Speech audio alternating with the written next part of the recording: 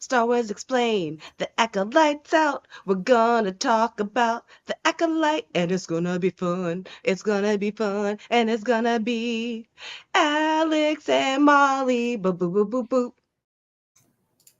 I need to get some instrumentation behind that. Yay! We'll make it more and more epic every week. But thank you, Christina. Yes, thank you, Christina, for giving us an official Acolytes Out theme song. I meant to put that on last week, and I forgot. I was gonna open up with me doing like this with my little Yord Horde sticker, but I was like, nope, this song needs its moment. But can we appreciate? But now you can give Yord Horde a moment. Official member of the Yord Horde, guys. Well, it is 6:04. We did start at 6:03, and the Acolyte's out, so it's time for our show, Acolyte's Out. We're going to be talking about episode 4 called Day, and let's just get into it. Let's bring in our guest, someone we're very excited to have back to the show. Please welcome Brandon from Talking Bay 94. Hey everyone, thanks for having me. I'm pumped.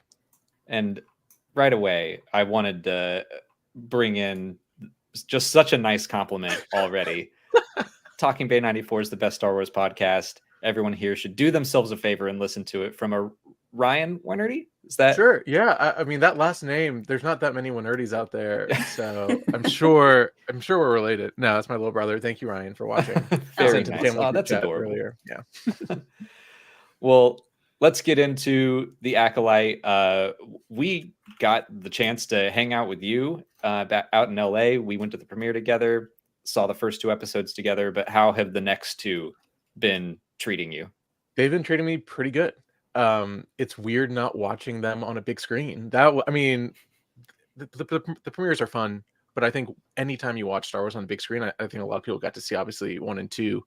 It's like, oh, it really does feel like Star Wars. 3, I really enjoyed, but also caveating that I'm excited to see if there is that second flashback or whatever it might be. I think that's going to really add a lot to it. And then with this episode, I was like, oh, you kind of forget how much you love the characters that you'd been introduced to that you maybe didn't get to see as much in the 3rd episode. And like once you're right back in and Yord's there, you're like, oh, wait a second, this is maybe the greatest show of all time. But it's been a blast, and now I'm just like, everyone is talking about it, but that's a heck of a cliffhanger to end it on. I'm just like, I can't stop thinking about this show, which is a real testament to it. That cliffhanger is like, I have a love-hate relationship with it because it definitely left me wanting to see episode 5. But yeah, like I just remember kind of falling back into my seat going like, no, don't do that, please. Like just the sudden endings with this show are killing me. Yeah, I was editing our reaction this morning, and I'm always like keeping an eye on the sound levels, and the episode ended and Alex is just like maxed out and he was like, come on. I do think that this might be my favorite one. Molly and I were kind of talking about this, and I can't tell if it's my favorite episode or if I'm just enjoying the building blocks being built up more and more, because that's what this show does, is try to like tell you a little more information every time. And I can see how this episode has built off of everything that came before. Like I understand why you'd put episode 3 where you did, because like, you know, that Soul knows more.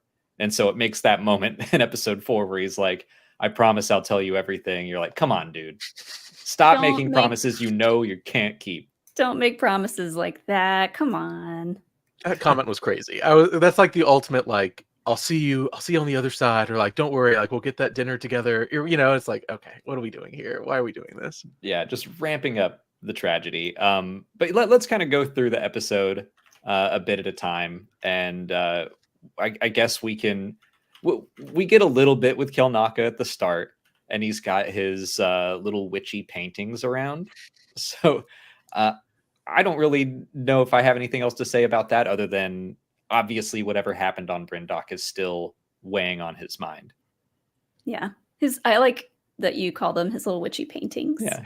That might as well be me during the months of September to November. Like, yeah.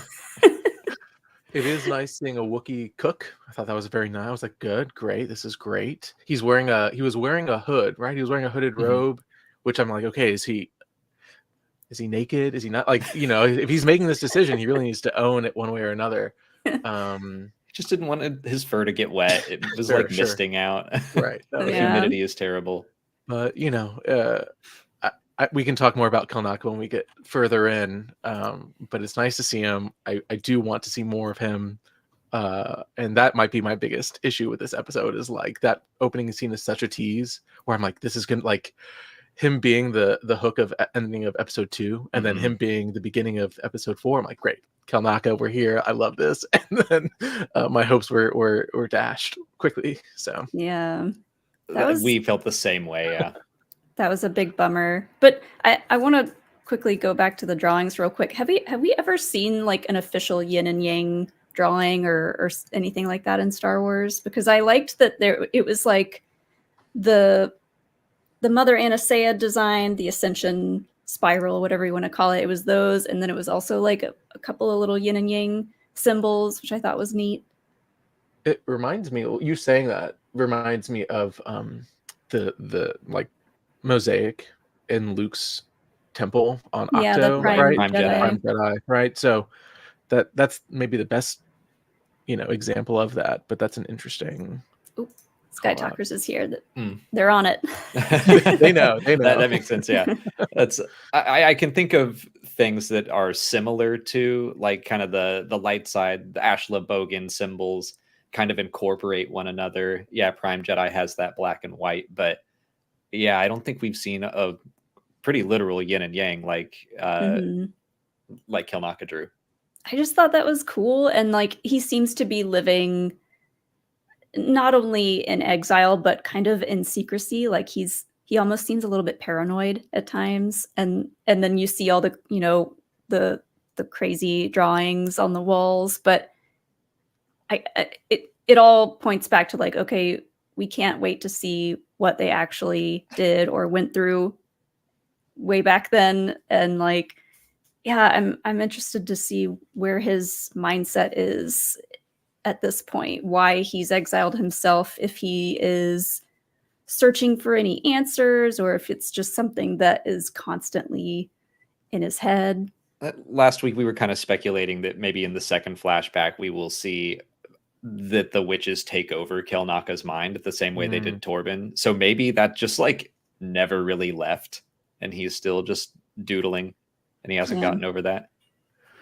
It is interesting because when we move into the conversation that the Jedi have around the whatever viewpoint that is, but they're mentioning that they want to like remove him from his post. So this is kind of an official Jedi posting, but at the same time they have to know that he's like has exiled himself or that he has done this. So it brings to me a larger question of like, how much do the Jedi know, or how much of maybe they keep calling it the High Council, how much of the High Council actually know, right?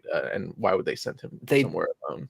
That's a great segue, and we're about to go to that scene with the Jedi. But they did mention, like, I think that they expected Kelnaka to be at his post, and they showed up on Kofar, and they were talking to those aliens who were like, "Yeah, he just left." Right. So I think they were not expecting him to have gone off into the woods. Interesting. So yeah, maybe he was handling things well for a while. Or maybe they just haven't called him in like 8 call years. Kelnaka. How long has he been out there? They had one of his old outfits that they they tore have his dirty piece off laundry. of. He kept that, and why? To be fair, I would probably also keep a piece of Kelnaka's clothes, right? I'd be like, no, this is You is can get it my off friend eBay for Kelnaka's sure. robe. Yeah. Oh yeah, we go over to Coruscant. We see Vernestra. We see a familiar face, and yes, we're going to talk about Ki-Adi-Mundi. I want to save it to later because if we start talking about all the kerfuffle that happened today, I don't want to derail things. I want to talk about the episode first. We'll get to that later. I did want to just bring up this sad image, but we will talk about Ki-Adi-Mundi later on. Basically, we're talking about all these Jedi are looking at May and her fighting style, being judgy of her. But yeah, Vernestra says like, no, let's not tell the High Council. What do we think about that? I love it. I love that she's like, no. They don't need to get involved. They're just gonna be weird about it or do nothing at all. And I'm sick of that. So I like that she's like, why don't we handle this on a slightly smaller scale? I kind of dig it. It's really interesting. It makes me want to, like, again, the Vernestra character is so interesting because obviously we're very familiar with her from the books and the comics, and part of us is like, oh, this feels a little out of character, or what has happened. But her having, like, in my mind, it was like her own council, right? Like those are Jedi that she trusted that were not a Jedi council, obviously, but and was she still chose Ki-Adi-Mundi anyway. Right. Yeah, that's all. It is interesting that she's kind of putting this together on her own and is trying to coordinate it without having to deal with. And again, maybe it's she doesn't trust them.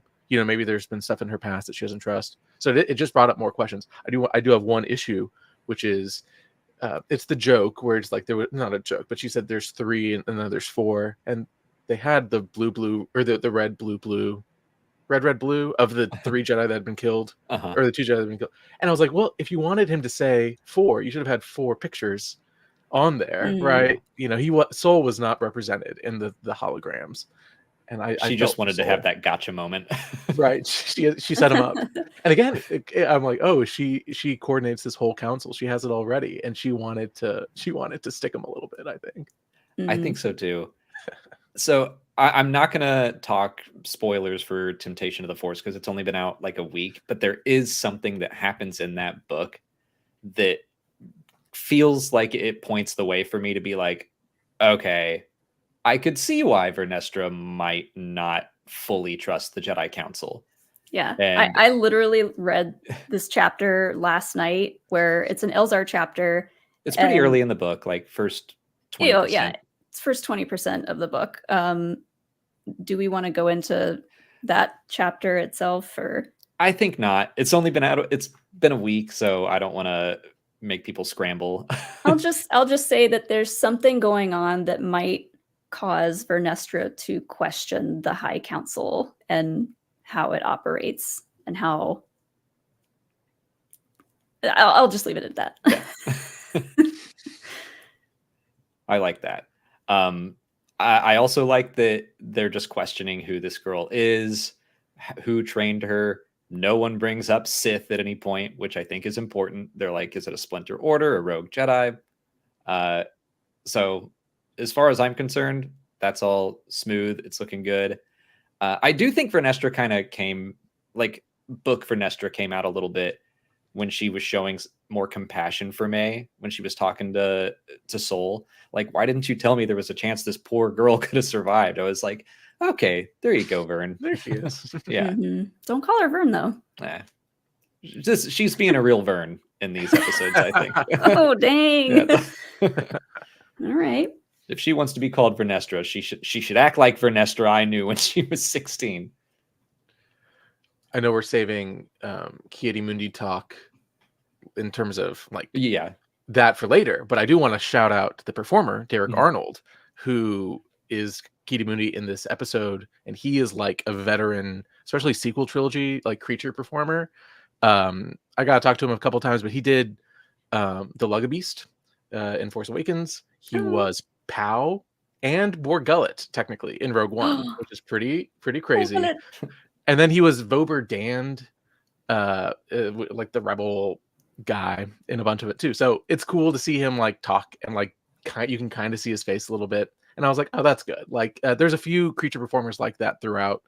And I'm like, oh, this is a nice, for me, it's what that's my like Leo point gif where I look at the credits afterwards. I'm like, oh, these are my little friends. This is great. So shout out to Eric Arnold. He did so great. I was wondering if it was Silas Carson. Yeah. Just, you see the Syrian, and Molly and I were like, is that who we think it is? And the second he spoke, we were like, yes, it is. And then we confirmed with the credits, but like crazy. And yeah, I think there's a reason that they put him in this show. We'll get to that later, but I don't think that this was just, let's throw a random Jedi. You picked it random. Like, I think they chose him on purpose. We'll talk about it later though. So Vernestra allows Soul to take Osha on the mission. I still like I'm getting kind of shifty vibes from Soul still, especially after episode 3, but the way that he kind of panics when Vernestra gives the mission to someone else, it really seems like he wants to get to May as fast as possible and be there when it happens. And he said he's still saying all the right good things, like, Osha, I don't want them to hurt May, but you have to come with me or else I can't go. Yeah, he needs her as bait basically, but and it seems like a lot during this episode he's not really listening to what she's saying.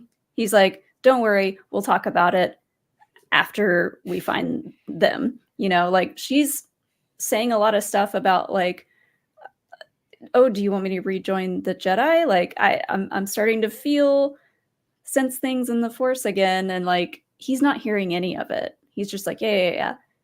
We gotta go. What do you think of that, Brandon? That Osha first kind of seemed excited at the prospect of coming back to the Jedi, like, oh, maybe they want me back, even though it sounds like it was her choice to leave. But yeah, she is starting to feel the Force again, which she couldn't in episode 1, but we see throughout this episode that she is sensing things. It is interesting, and it's interesting that again she wanted to leave, or she was ready to leave, right? And I wonder what that journey would have been like for her if there hadn't been like this next step, right? Would she have just gone back to being the repair person, but also using the Force? I don't know. It is a pretty cool way to kind of show her, and then the guilt that she feels later, I think, is a very interesting testament to her character and like how she's kind of opening herself back up to this world that she might have just like completely closed herself off on. It's interesting that the second the sisters learn that they are still alive, like that was in the way of Osha's training. She never really got over that. But now that she knows May is alive, she's like, maybe there is hope to be a Jedi.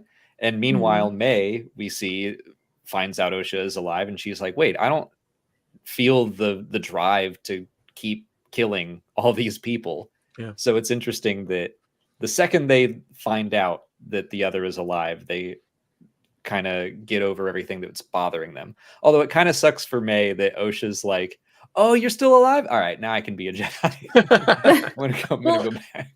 Osha has a lot of lines in this episode where I'm just like, does she want to reconnect with May at all? She keeps saying to other people, like, you've got to stop her, you know, and she's not really acting like she wants to be the one to confront her, which kind of confused me. I agree. It is interesting that she doesn't seem interested in going and reuniting with her sister. I mean, I guess she was a bit clingy 16 years ago. I got rid of this. Yeah, I thought we were done. But it seems like she would want to say hello. Yeah. Yeah, what do we think about that scene with Yord specifically? Because that kind of jumped out at me. That like she tells Yord that he has to kill her if she can't stop her, and I'm like, that seems extreme for your sister. Yeah. These are all, again, this is a mystery show, right? And they're revealing information piece by piece. And I kind of, every episode I go back and I just watch whatever episodes are before, and you get a little bit more context. And it's very interesting honing in on these conversations that, again, you can kind of say this episode is short or they're saying whatever. But when you really like look at each individual line, like it really does tell a very interesting story that maybe on the outset you can't really like pinpoint. And I think that's one of those conversations that you're like, when you think about it a second time or you watch it a second time, you're like, wait a second, what are they really saying here? And it's this weird mystery that they're setting up, which I think is really cool. And I can't tell if it's part of the mystery or if she just is that concerned about what her sister might do.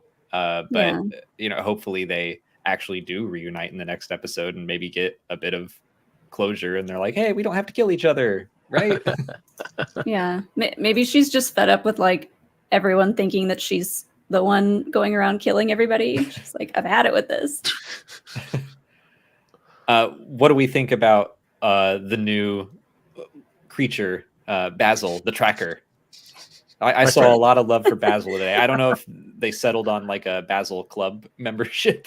I the way believe it's that... the Baz batch. I believe The Ooh, Baz I like batch. that. Baz batch. Yes, I think Alex. I was calling it the Basil Babes or Mm. something like that. I saw someone else say the Basil Dazzle or something, which I thought was fun. That was Goose. Yeah. Goose, yeah. So good. I like Baz Batch a lot. Baz batch is really good. It's whoever's been making every single card is one that came up with it, and I'm like, great, perfect. Yeah.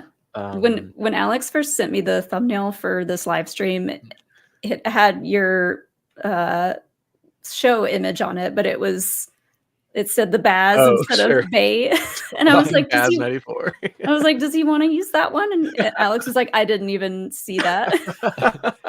I'm gonna yes. I'm gonna read something from. So I've been having my friend who is a very casual Star Wars fan. He's watching The Acolyte, and he's been texting me throughout, and it's been so wholesome and nice to hear from someone who isn't, so deep in the Star Wars fandom. But he had a lot of positive things to say about the episode, and then said, "Not a big fan of the tracker." And I was like, "What?" Of all the things, like that's what so many people are celebrating online. Right. So I laughed at that, and he said, "Bizarre. He was hard to look at, and the noise, yuck."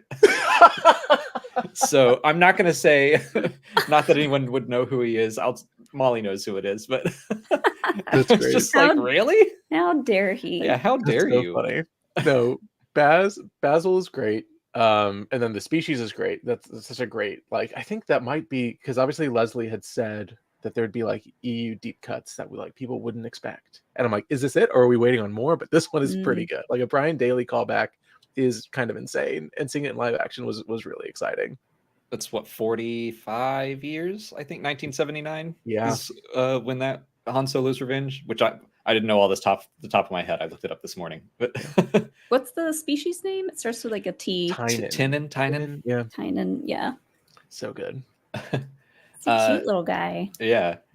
Let's stick with critters a little bit, because we go into the forest, and we experience the Umbra moths, as the subtitles call them, but those like pod creatures that Osha wakes up and then Soul kills, which I feel like it's setting something up for the next episode or two, but also felt really thematically important. So Brandon, what was your reaction to that scene with the moths? Yeah, it kind of took me by surprise because I kind of bought into them just like being weird trees, and I was like, oh yeah, okay, I guess that's what this planet is, weird trees with knobs on them. But then as the creature, it is very interesting. Again, when there's been a lot of conversation about lightsabers and when do Jedi draw them and all these things, right?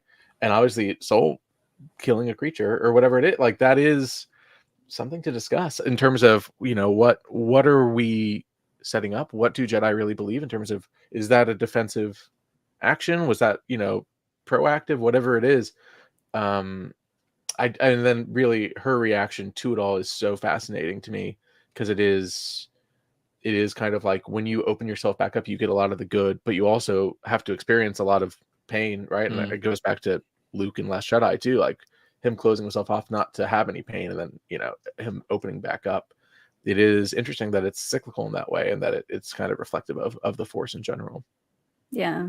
I really liked her response to that, because I was like, that sounds like more of a true Jedi response to an event like that than what Soul does. He's on a mission. He's trying to go as fast as he can to find May and find this master.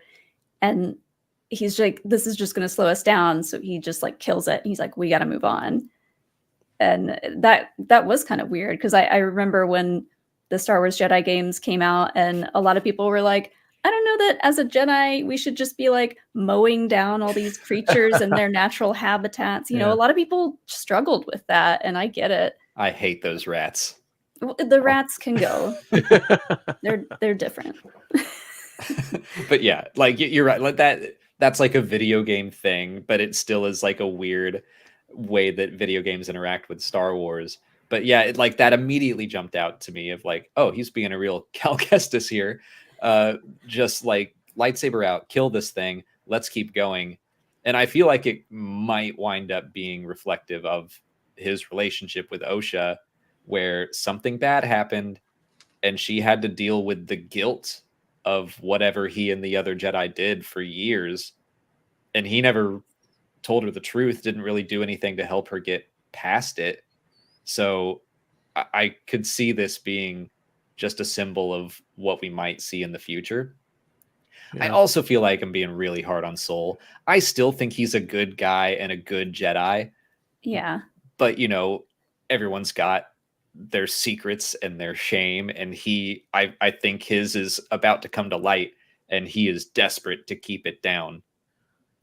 Which is just going to lead to more problems. Yeah, that's an interesting way of thinking about it. Because again, I think about it like as a mystery, and I'm like, oh, is Soul leading on more than he knows? You know, all these things, and I defer to like, his Soul evil, or is he bad, or is something more sinister under the surface? Which I would hate, because he is like, and part of me is like, oh, is the reason that we love this character so much? Like, I think the acting is one of the best acting we've seen in Star Wars ever, but is it plotted this way? Like, are we supposed to really feel for this character so that we get sidelined or sideswiped or whatever it is?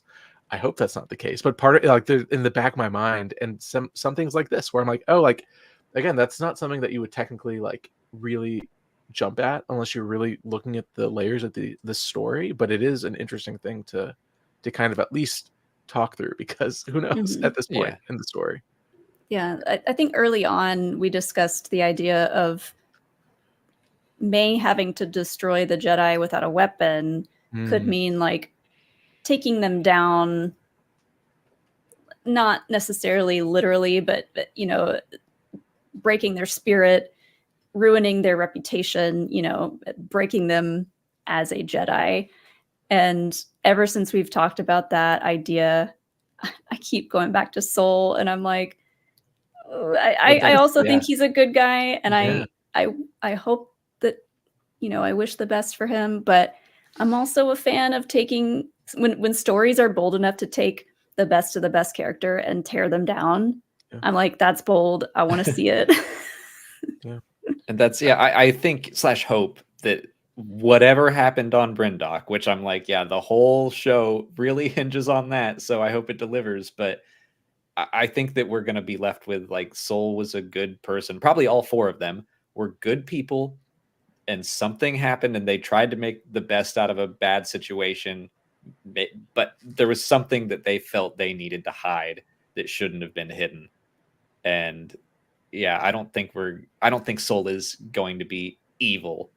I just think it would have been better if he told the truth. He's a three-dimensional character. And that's what's really nice about this whole story, right? We're challenging what we think about the Jedi, we're challenging what we think about what it would be like to be in the Star Wars universe. And I think Soul as this kind of like steadfast guardian, quote unquote perfect Jedi on the surface, I do think that it is very interesting to dive in. And obviously this role was written for him, and I think that's also something in the back of my mind too. Like, this character is created to be complex, and I think that's a really cool thing to explore. And we have 4 more episodes of it. So do we know if Master Andara was like actively working with the Jedi and like still working at the temple? I would assume so, because May shows up on Ueda and she asks like, where is your Jedi? So I think she was stationed there at the outpost. I'm just curious, because all the Jedi involved in this event, well, 2 of them went in exile, you know, and then Master Andara is stationed elsewhere. Soul is the only one that's still living his best life in the temple. Like, la la la, nothing's wrong. He does seem to be handling it the best, which is interesting. He's done a lot of work to repress all that. But I still think he's a good dude. That's all I'll say about him being not a good person. Well, let's jump down to his Padawan, because I also really like Jecki in this scene. I feel like she starts off when Osha is saying like, I feel guilty, I got that creature killed, and Jecki starts off with the Jedi platitude of like, oh, what an honor it is to witness something transform in the Force. And that feels like a very Yoda thing to say to Anakin at the last point when he needs to hear it. But then Jackie kind of shifts gears and talks to her on a very personal level and is talking about Osha's experiences. And I really liked seeing a Jedi. And now that I'm talking about it, like we've seen Jackie be able to break out of the Jedi mold and think outside of the box and work with context surrounding her. And she's like, let me shape this lesson into something that is actually helpful.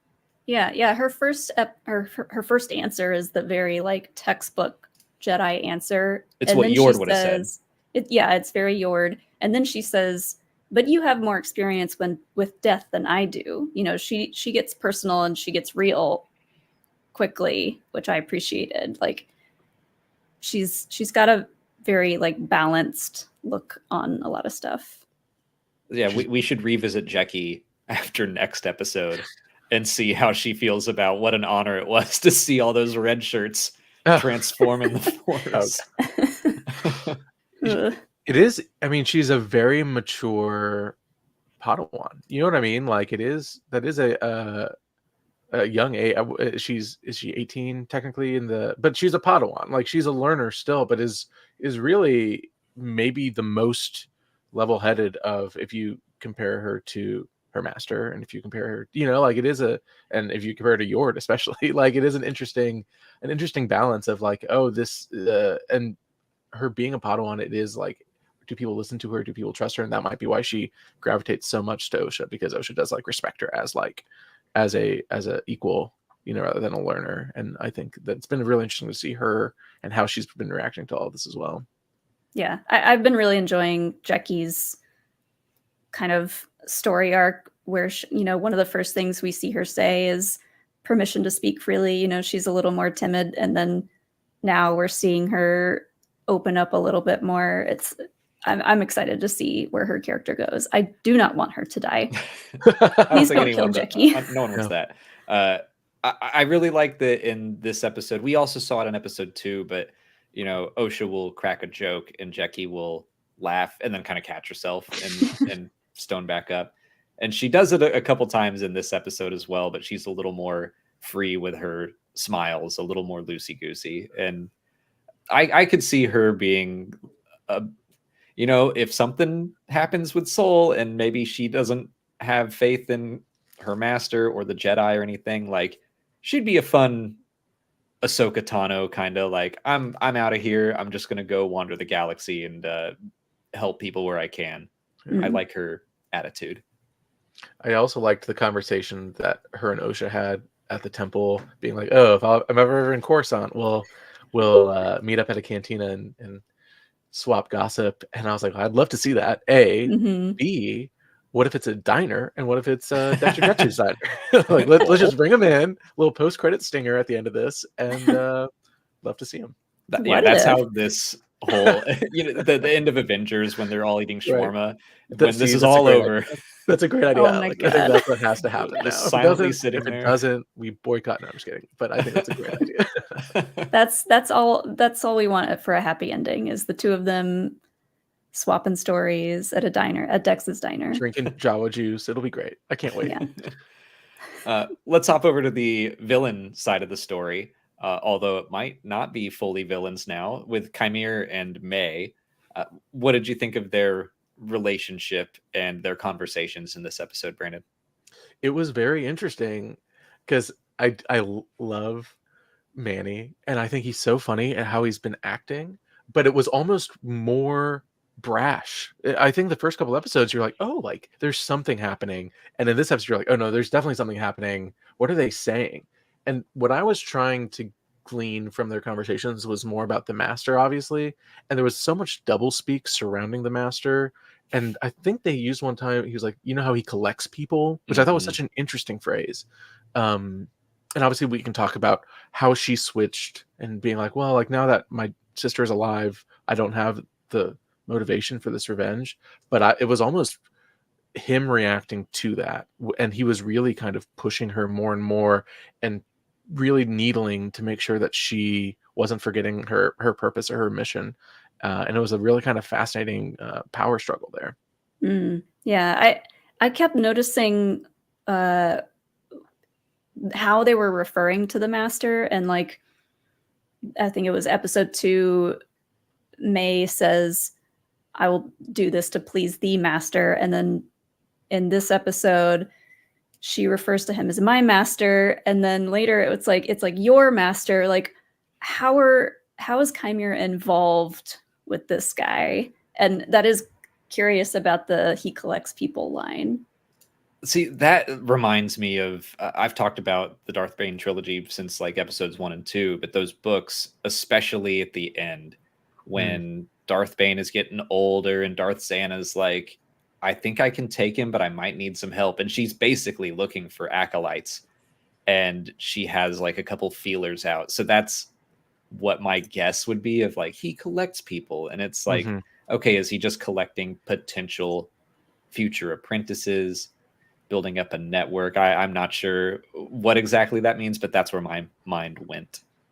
Yeah, it is. Again, when we talk about that term acolyte, it's not the apprentice, right? It's, like it is something less than apprentice.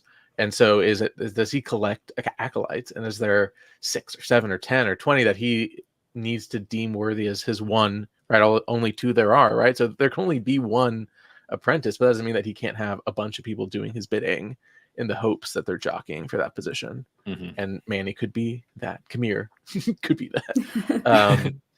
Bortles could be that, right? Like it is a very interesting power play there. And I like that he's been portrayed as kind of this goofy guy that is stumbling around, and he seems to know a lot, but he's also playing this game of like, oh, I don't know what's going on, I don't know, like, but I think he's the Sith that we see at the end of the episode. It's gotta be, right? Yeah. Like, it's gotta be. I don't buy his performance for a second. I did in episode 2 a little bit, but now I'm like, dude. Yeah. Well, I also keep going every time we've watched this episode. I'm looking at his little backpack that he has at the beginning of the episode, and I'm like, what is in there? That is your cloak and your little helmet. Right. And he's got like a little armband thing on too. Like, that's got to be what he's carrying around. I mean, and it's so suspicious when he was like, I've been to this planet before. No one ever comes to this planet. I know the woods. I'm like, that's an insane thing to do for someone. Like, unless they were like, he had a crush on her or something. You know what I mean? Like, there was no reason for him to do that. He really does. He acts a lot like Soul. He acts like her teacher in this, where he's like, come on. Like, let's marching forward. Let's get there. You can't stop now. He also seems like, he's encouraging her to be like, oh no, you can pass this test, you can do it. And like, they have what do you think it means, May, to kill a Jedi without a lightsaber? Like, let's ponder that together. Like, I think he is trying to teach her in they his have a sneaky very way. They have a very Yoda and Luke moment in that conversation, because she's like, this, it's impossible, and he's like, and his voice gets a little softer, and he's like, it's not impossible, Yeah. And I was like, oh my gosh, it's Dark Yoda and Dark Luke. That's really interesting. That's like funny. to call him like Yoda, the way Yoda acts all kooky when he first meets Luke. It's kind of the same. Yeah. And there's been a bunch of rhyming in this show, right? So that would be the ultimate. There was an interesting comment they made in that conversation, and he brought up like, oh, if you disarmed their lightsaber, would you be able to use it against them? Would that count as a weapon? And which, I know that was an initial question when Indara was killed and they left the lightsaber on the ground, right? And it's like, oh, why, and I wonder if that's setting up something, right? Like, if there's an eventual confrontation with Soul or something, is there going to be a moment where she doesn't take the lightsaber, or she does, or whatever it is? But that's an interesting. It was a little pointed of a comment. So we keep seeing her go after their lightsabers in the fights. And I think we've seen a shot of her in one of the trailers where she actually gets one of their lightsabers, or I don't know whose lightsaber it is, but she does get someone's at some point. So we've already touched on May's turn a bit, but Molly, what did you think of that May saying, I don't need to do this anymore? It kind of caught me off guard, and to be honest, the first couple times I watched it, and even now, part of me is like, is she doing this with the purpose of like getting more information out of Chimere? Because Chimere seems to know so much that she doesn't, and like I feel like part of May is testing him a little bit, but then she goes straight to Kelnaka, like, yeah, I'm gonna turn myself in. So I don't really know. That did really throw me for a loop for a minute. I do think that it happens awfully fast, and I think that's just a symptom of streaming series these days being so short. And just, we only had 8 episodes and they're only 30 to 40 minutes each. And I feel like, if we had even 12 episodes, then May probably would have struggled with that for at least an episode before being like, what am I doing? Like, my sister's alive and that's all I care about. Mm-hmm. But yeah, it does feel like it happens quick. But as far as story goes, I really like that point that she's not fully evil. She was doing this to avenge her sister. Her sister's not dead. So what's the point? It's even more tragic to imagine that like May realizes she could just leave and find Osha and try to figure all this out. It's even more tragic to think that there was a chance for that to happen, but because of the Jedi and the Sith, these two sisters are just gonna ruin their lives further after this. Like, we've talked about the idea of May turning to the light side and Osha being, turning to the dark side at some point. Like, if that were to happen, it just brings the tragedy up so many notches. And you're just like, if people would just leave these two girls alone, maybe they could live normal lives. Yeah. I am fascinated if we ever get that second flashback, because obviously the Jedi are meddling, the Jedi are investigating whatever it is, and you bring up a great point, Molly. Like, the tragedy of the Jedi is like when you take a child from their family, even if they're showing promise, right? And that's something that we've known for so long, right? As Star Wars fans, that's just what Jedi do. But then you have to wonder, like, oh, if Anakin had not been taken, if Osha had not been taken, like, would these tragedies have been prevented? Is the net good, or is it a net positive, or should the Jedi have taken a step back and figured out a different way to approach things? Yeah, I forget which episode it was, but I was listening to Sky Talker's episode, and they pointed out that the director of episode 3 is also directing 7. So I was like, ooh, maybe we'll get the other part of the flashback in episode 7. Yeah. I mean, even if we didn't know from trailers that there's more to see from back then, I'm like, there's definitely more to see from back then. People last week acting like, how did the fire kill those witches? I'm like, maybe we'll find out if you keep. Right. Maybe you don't know the whole thing yet. I mean, I'm Torben having his eye marred in the background, and you're like, okay, where's Kelnaka, and how did Torben? They're going to. It's going to explain itself. There was an interesting.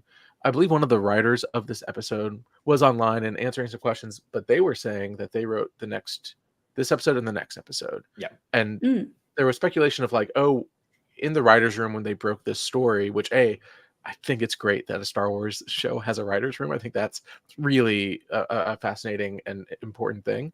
But it's like, oh, did they break it up into twos? Like, is everything kind of a two-parter, like 1 and 2, and then 3 and 7, and then 4 and 5, and then is it 6 and 8 that kind of tell these individual pockets of stories that kind of come together? So we'll see. But I thought that was really interesting when they brought that up. I like that idea too, because a lot of people are talking about the cliffhanger for this and how sudden it felt. Maybe they struggled a lot with kind of figuring out where to break this one up between 4 and 5. And I would love it if we just went directly to what happens next in episode 5. I did look up that quote, and she did say that we wrote this one and next week's together, and basically said that that just felt like the most natural point to break it. and I'm like, that is my my biggest criticism of this episode and episodes 1 and 2 is that it does have that kind of Disney Plus long movie that's been chopped up feel. Yeah. Where 3, I felt like, all right, that was a full meal. Right. I feel like I got, obviously not the whole story, but I feel emotionally resolved. And I felt no emotional conclusion at the end of 4. So I'm like, I know we do 2 episode premieres, but maybe we do 2 episode middles sometimes. I don't know. They did it they did it with the purpose of exactly what is going on. Everyone is talking about this episode and how crazy it was and how it ended and how they can't wait to see the next one. So that, I think that works out great for them. And I think the larger conversation is like how we're consuming Star Wars and media in general or whatever it is. But I will say I've been rewatching the entire Mandoverse for a different project, and I got the 4Ks in, and I've been just kind of like watching them like a long movie, really. And it's like so great when you just watch the whole story all interrupted, and it really, I recommend it to anyone. Like, it is so much fun because you really get to really see those parallels and the themes, and it feels so cohesive. And maybe it shouldn't work like that. Maybe Obi-Wan shouldn't feel like a really good long movie, but at the same time, I do think that the story is being told the way that the creators want it to be told. And it's part of TV. Star Wars on TV is still kind of a novel thing for us, right? Like, it's still a weird thing. Just streaming even is still fairly new, and everyone's figuring it out. And it's like, we have the binge model, we have the weekly release, and I think we don't even know what we want. Where I'm like, I do enjoy breaking down these episodes and speculating for a week at a time, but I'm also like, but I want it now. Right. Yeah, Obi-Wan especially, I thought felt great watching it all together, or even in like two parts. But knowing that one was probably originally planned to be a movie and then separated out into episodes for a show, that makes sense. But I don't want it to keep happening. Right. No, for sure. I do think the Acolyte's going to feel really good to binge through. And honestly, I think it would have benefited for a lot of fans who just can't wrap their heads around reading or seeing a chapter at a time and being like, well, what does this mean? It's like, well, you have to wait. This might be one of the most fun shows to talk about, though, in between episodes, because there's so much to speculate about. There's so much to argue about. We've seen plenty of that. And, I think that's exciting for the Star Wars fandom to have something like this that is so mysterious. And we're just getting little bits and pieces along the way. It's been a lot of fun. I think y'all had recommended it on maybe one of your earliest live streams about watching Russian Doll, and it's real, like, because that's what Maggie and I have been watching, and it's not binged, or it's not week to week, obviously, for me, because it has come out, but it is kind of fascinating to see those in parallel with this, and knowing like how Leslie structures story and how little halfway through season 1 or even season 2 of Russian Doll. I'm like, oh, there's a lot that's going to happen. I trust where this is going. Yeah. And it's for me, it's fun. I think for some people it might not be fun, but I think it's fun to be questioning and speculating and talking through each episode. So definitely I don't want to be like, go on. I was just gonna say, I don't want to be spoon fed the story. Take me on a ride. It definitely seems like we've reached a point where things are about to kick off, because I'm like, next week, I hope it follows up on what just happened. But even if it did another flashback episode, which we think is episode 7, but even if it flashed back, I'd be like, oh, great, I want to see this too. Right. Like, I think things are about to escalate very quickly. So yeah, we can get into some speculation, because actually, I want to pause on a moment that Molly, you brought up earlier and you've talked a lot about, but they are about to get to Kelnaka's place, and Soul pauses, which to me, he just kind of looks off in the distance. He did the same thing when Torben died. So I think that is the moment of Kelnaka's death, and he is sensing it. And I that's was kind of when like, he's I was like, if Soul is sensing in that exact moment the death of Kelnaka, he didn't, run off like he did with Torben. He kind of had a moment where, and this is just a testament to his acting is so good. He's having like so many emotions come across his face in that moment. And I was like, is he keeping that information from everyone else? Does he know Kelnaka just died and he's like keeping it to himself because he has to find May and he has to find this master? and Osha even goes, "What is it?" And he says, "It's nothing." And I'm like, dude, It's definitely something. Uh, Yeah, that was odd. yeah. But that's also the moment you've talked about how Osha is trying to tell him, like, "Hey, I'm feeling the Force again," Yeah. and he's like, "Yeah, okay, we'll talk when we're I'll back on the explain ship." everything. Yeah. You're confronting your past, and that line especially, he's almost like he's saying it to himself. You're going to confront your past. You'll explain everything, but he seems so sidetracked with, finding May and finding this master. Yeah. It's really fascinating. And I mean, we can talk about Kelnaka dying, which I should have prepared myself emotionally that would happen, right? We should have, it should have been obvious that this is where it's Well, going, this is what's happening. It does make sense. I know when this show was initially announced and they announced Kelnaka, I was like, oh, why isn't it Burry, right? Like, oh, we're in the High Republic, why isn't it Burry? Thank God it's not Burry, right? Oh my Yeah. gosh, right? Can you imagine? this would be a very different episode. Burry, that very lovable Wookiee character from the That's High all the Republic. children's Well, books, he's going right? to get real sad. He's going to do something terrible that you'll have to wonder about for weeks. Then he's going to get depressed and live in the woods. Then he's going to die. Burry Yaga. Yeah, I also felt like I should have known, because like the Indara death, that felt sudden to me, even though it was heavily hinted at even in like the trailers and stuff. And then I was like, okay, well, we have this list of Jedi and she's going to like kill all of them, and then Torben got killed, and I should have prepared myself. But as soon as May walks in and we see the back of his head and he's sitting in the chair, and I'm like, no, he's asleep, right? He's asleep. Yeah. That's the second we saw the back of his head. I was like, damn it. Because I mean, I figured he would die eventually. Right. I was hoping that he'd be around for a little bit, for 2 episodes, well, at least the first 2 episodes, they say, if you think killing a sleeping monk is tough, wait till you fight a Wookiee. And it's like, yeah, let's see some Wookiee Jedi action. And I guess that's building up to being like, oh, the Sith Master or whoever, the Sith killed a Wookiee. Mm-hmm. And like it was nothing. But I would have liked to have seen it. Yeah. We've talked about every week we try to kind of guess what the drama is going to be, and I was so sure that people were just going to be mad that Kelnaka died off screen. I was like, everyone's going to be talking about it, everyone's going to be mad about it, and that's what we thought today would be.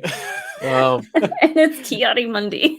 We're almost there. We can rant about Ki-Adi-Mundi. Sorry, we're so close. I will say it's the timeline is very interesting if it is Khmer, right? How do you say, is it Khmer? But if it is Manny, right? If it's Darth Manny, that's a very quick, like him getting down from the tree, him putting on his mask, him running into the house, killing Kelnaka, which you would have to assume Kelnaka could do something, right? Would defend himself, and he wouldn't be like Kit Fisto or Enter the Sith or whatever, right? So it would be quick, but not that quick. But it is quick, and then he has to like run back around and hide and we know he can everybody. Float, right? He can he just floated on over. You just fly over, yeah. That would be fun if you could pause the episode and you would like look up in the sky and there's like a little floating. Oh God. It's the music from Wizard of Oz.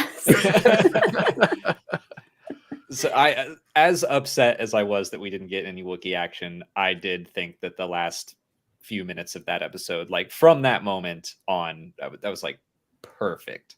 The sun setting, everything getting dark, like it felt like the Sith brought the darkness with him. That was so rad. When Yord looks back at Osha and says, "Stay behind us," I'm like, oh no, oh no, he's something's gonna come up from behind everyone, and Osha's gonna get it. And that's what happened. The creepy float.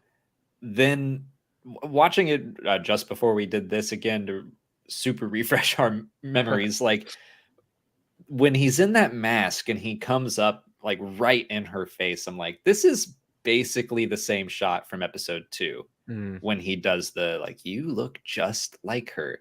So I was terrified. I thought he stabbed her at first when he ignited his lightsaber, but like I wonder if he's like, well, May's leaving me, but I've got basically a copy right here that if she knows the truth of what happened, then I might have a replacement acolyte.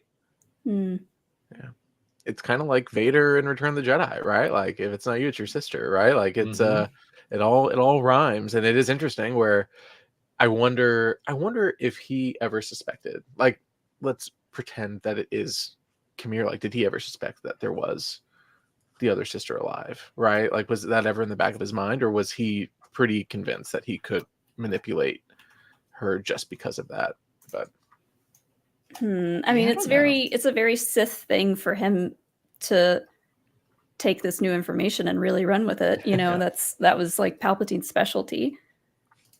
It's like I'm so used to Palpatine and his version of being a Sith, which is like super know-it-all. You can't outplan him. And, you know, we're 100 years earlier. And so like, maybe he got caught in that rope trap on purpose. Yeah. Maybe he knew that was there, but I'm kind of like, this could be, Chimere might be the Sith apprentice looking to recruit an acolyte, and he might be a little out of his depth. Maybe, yeah. He might not be quite ready to face whoever his master is, if that's what's going on.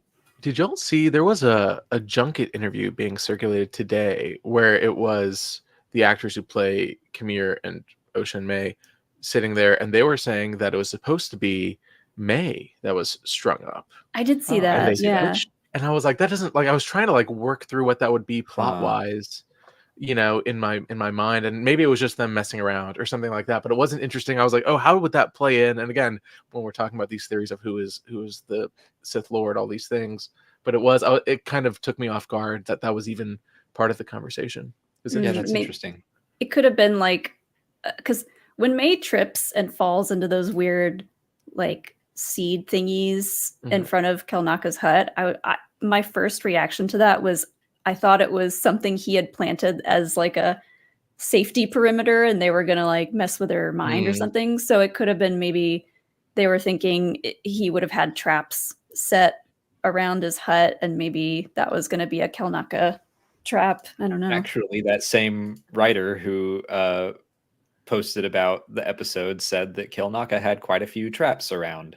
Interesting. So it's like an Ewok. It's like the Ewoks with the. It's just the episode 5 is going to open with the Sith being taken out by a log trap. Hey, these are great ideas. Again, Dexter Jetster post credits, log traps, the meat in the net. I think we can really got this figured out. Yeah.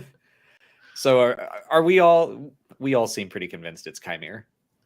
If it's not, it is like the most amazing red herring ever. Right. Yeah, I think it is Chimere. If it's not, if that is a red herring, I'll be just as pleased. You know, I love when I'm wrong, because I feel like I feel like it's obvious, but they could turn it around and make it something totally different, and I think that's fine. I kind of feel like it's the same thing as the twins, where that was not a big twist in the show, but they kind of treated it like it was in the marketing. They tried to only show May, and then a bunch of us are like, I think they might be twins. And then the show starts and you're like, oh, yeah, they're obviously twins. Right. So I feel like this might be the next level of that, of us going like, we're pretty sure it's Chimere. Like, it feels kind of telegraphed so that maybe there's a larger mystery behind that. I don't know. Yeah, it's very interesting because, again, I kind of just try to peel it back, and then that shot of her on the island or the beach or whatever it is, and the master is far away. Like, how much has she interacted with the master? Have they interacted face to face in any capacity? Is it always with the mask on? Is it always? And because then I guess the question is, like, if they are revealing this in episode 5, we assume, right? Is there a larger mystery that we're just not even focusing on? And so Right. the red herring isn't Yeah. necessarily Chimere. It is this larger, the actual Sith Lord or the Master or a larger plot or whatever it is. Yeah, I think May has a line in this episode where she says she's never seen him without the mask, so she doesn't know what he looks like. Yeah, she asked Chimera if he's ever seen his face, and he's like, "Oh, Yeah. I haven't." All of his answers to her, So funny. like their whole back and forth, I was kind of like, what is happening here? This is weird. Yeah. I really hope that if he is the apprentice, that now we might learn about a master. Yeah. But we'll see. I think I hope if that is the case and there's a master Sith that we haven't even seen yet, I hope it's a new character. I don't want it to be Mother Coral or that's another person that a lot of people have brought up that maybe she was a plant in the witches' coven. Maybe, but I kind of hope not. Yeah, it would be very interesting even if she was just like another acolyte. Do you know, like if she was just another person trying to curry favor, because I've seen those too, where it's like, oh, she wasn't in the rebel, right? She was a little mysterious, a little like, and that would be a very interesting twist as well. That if your mother was also evil or also was susceptible to this kind of thing too, that is an interesting kind of additional element to them. That goes along with what you said about him collecting people. Like if he has just a ton of potential acolytes around. Yeah. And same with Vernestra is another name that people are throwing around too, which again, I would prefer not. No. Yeah. And I'm like, and again, it's like she's acting odd, right? She's acting like she's covering something up, but I'm like, I don't know about that. I don't know. She's old and tired. Right. She is kind of giving that like helpful police captain energy that you would see in like a real world detective story. And they're always the bad guy. It's like some older, helpful ally that winds up being the bad guy of it all. It happens in Minority Report. It happens all the time in movies. Like, right. Or maybe she's a green herring, maybe I hope so. Yeah, we'll see.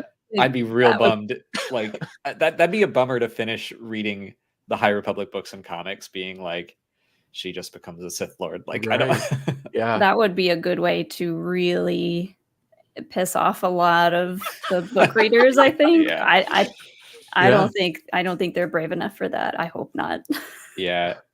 I don't think that's something I want to see. That'd be a rough year left of reading. Yeah. Crazy. See.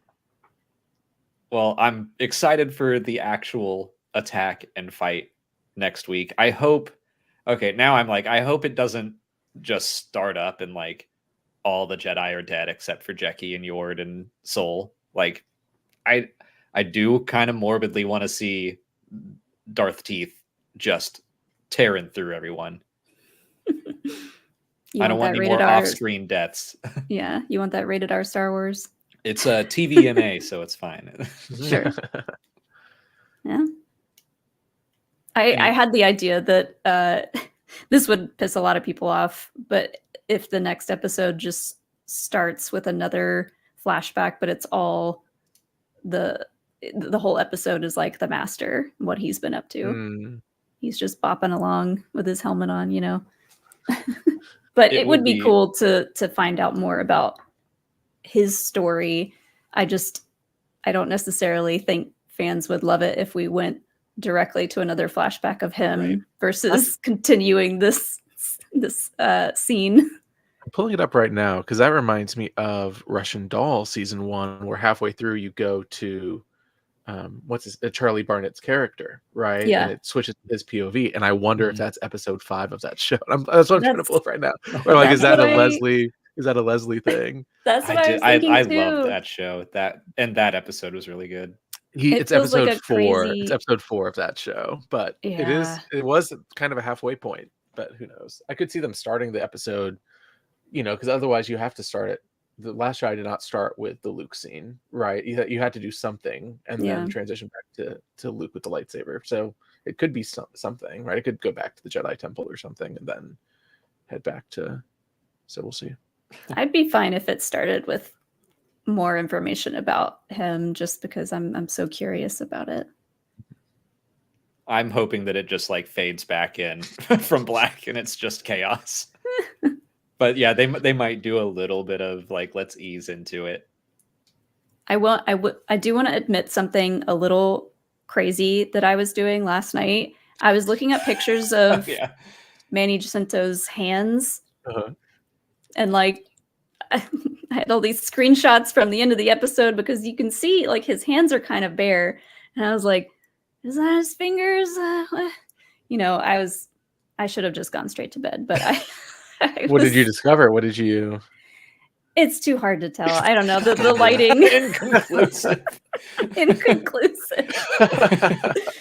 I think it is his hands, but the reason why I went down that rabbit hole was because like the arm holding the red lightsaber, I was like, that looks kind of beefy, and I feel like Chimere is kind of more gangly, but then he's been covered up in all these layers of clothes this whole time, so I was like, maybe they're hiding that on purpose. And I know Manny is ripped. That's the twist, is like the Sith Lord's gonna rip his cape off and everyone's gonna be like, oh no, he's hot. Oh no, he's hot. I think you all saw it too, but it was a post about Leslie and Manny talking about the style for Chimere, and it was a meme of Robert Pattinson. Yes, which is very funny. What was it? Absolute potion seller energy or something like that. Yeah. But if you look at the picture, it truly looks exactly like what Manny is channeling, and that's a very funny. It really made my day seeing that.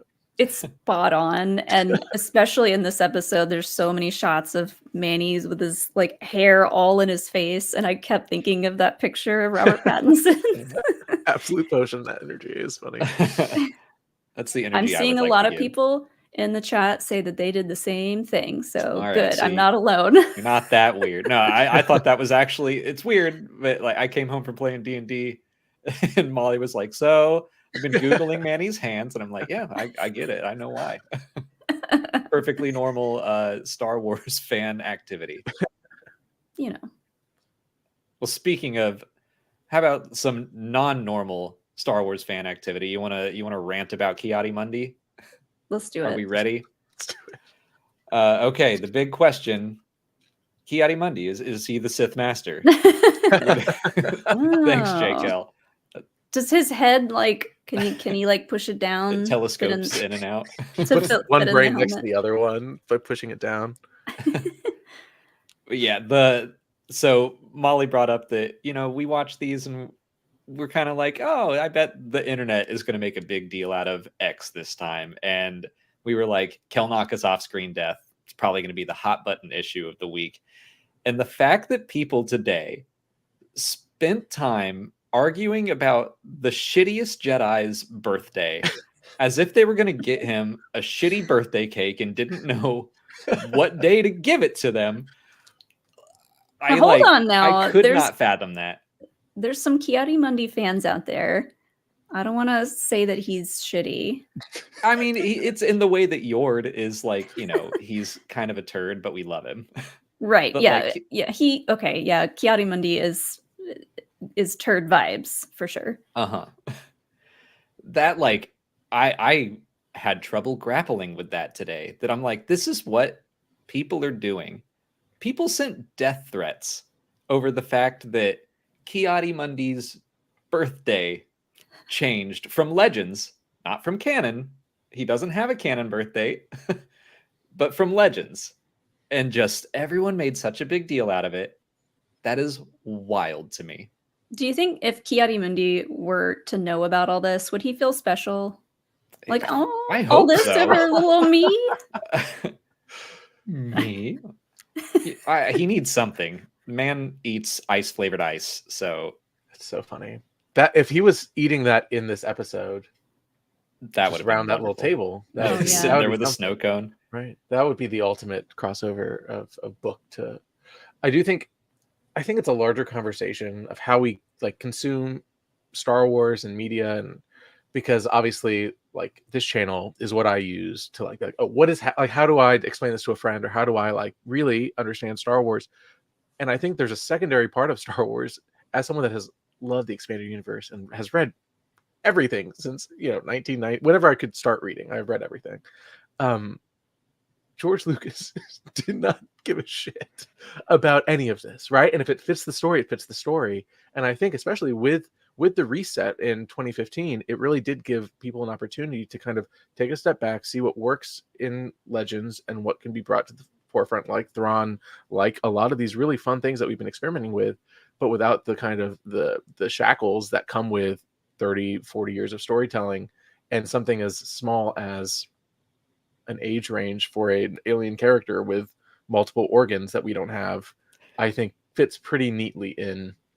Let's tell a cool story. Let's introduce something that makes sense. And again, Ki-Adi-Mundi has been part of the conversation of this show because of lines he said in the prequels.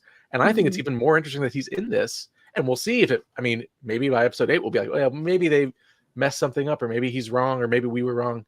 But right now it looks like this could explain a line that maybe doesn't make sense. Kind of like, why did Leia know who Ben was, right? Like, oh, we kind of explained that. Like, I think that's a very interesting way to approach Star Wars. You just have to kind of take it as it is. But again, that's me as not the lore masters that y'all are.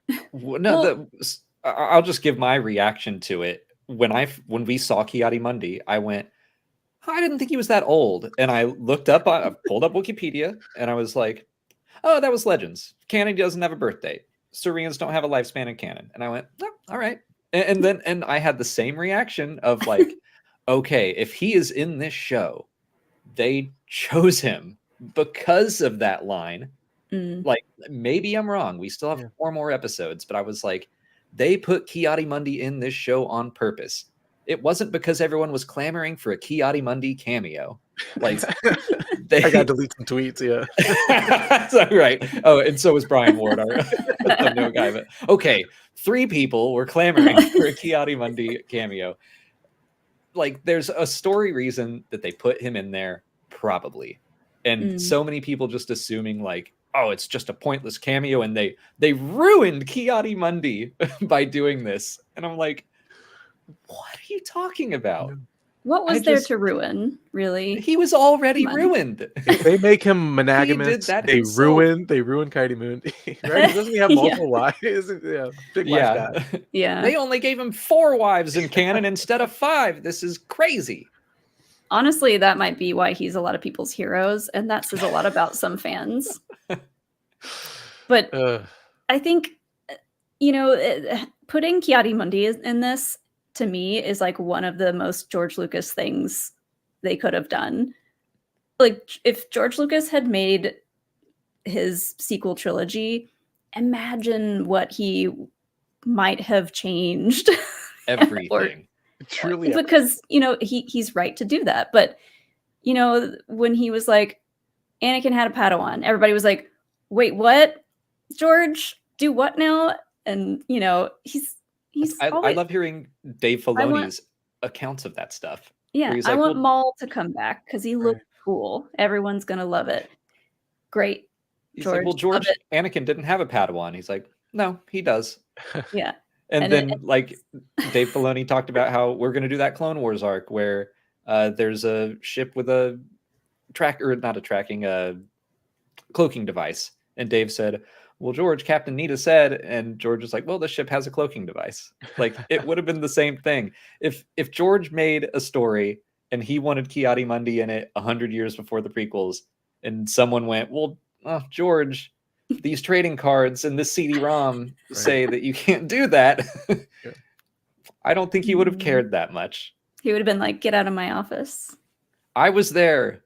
I feel like Elrond. I was there all those years ago. I was 15 years old when Attack of the Clones came out, and I realized the book that I loved, Tales of the Bounty Hunters, out the door. Yeah. Like, so many people acting. I guess this is their first rodeo of what, things change? I'm like, yeah, they have for years.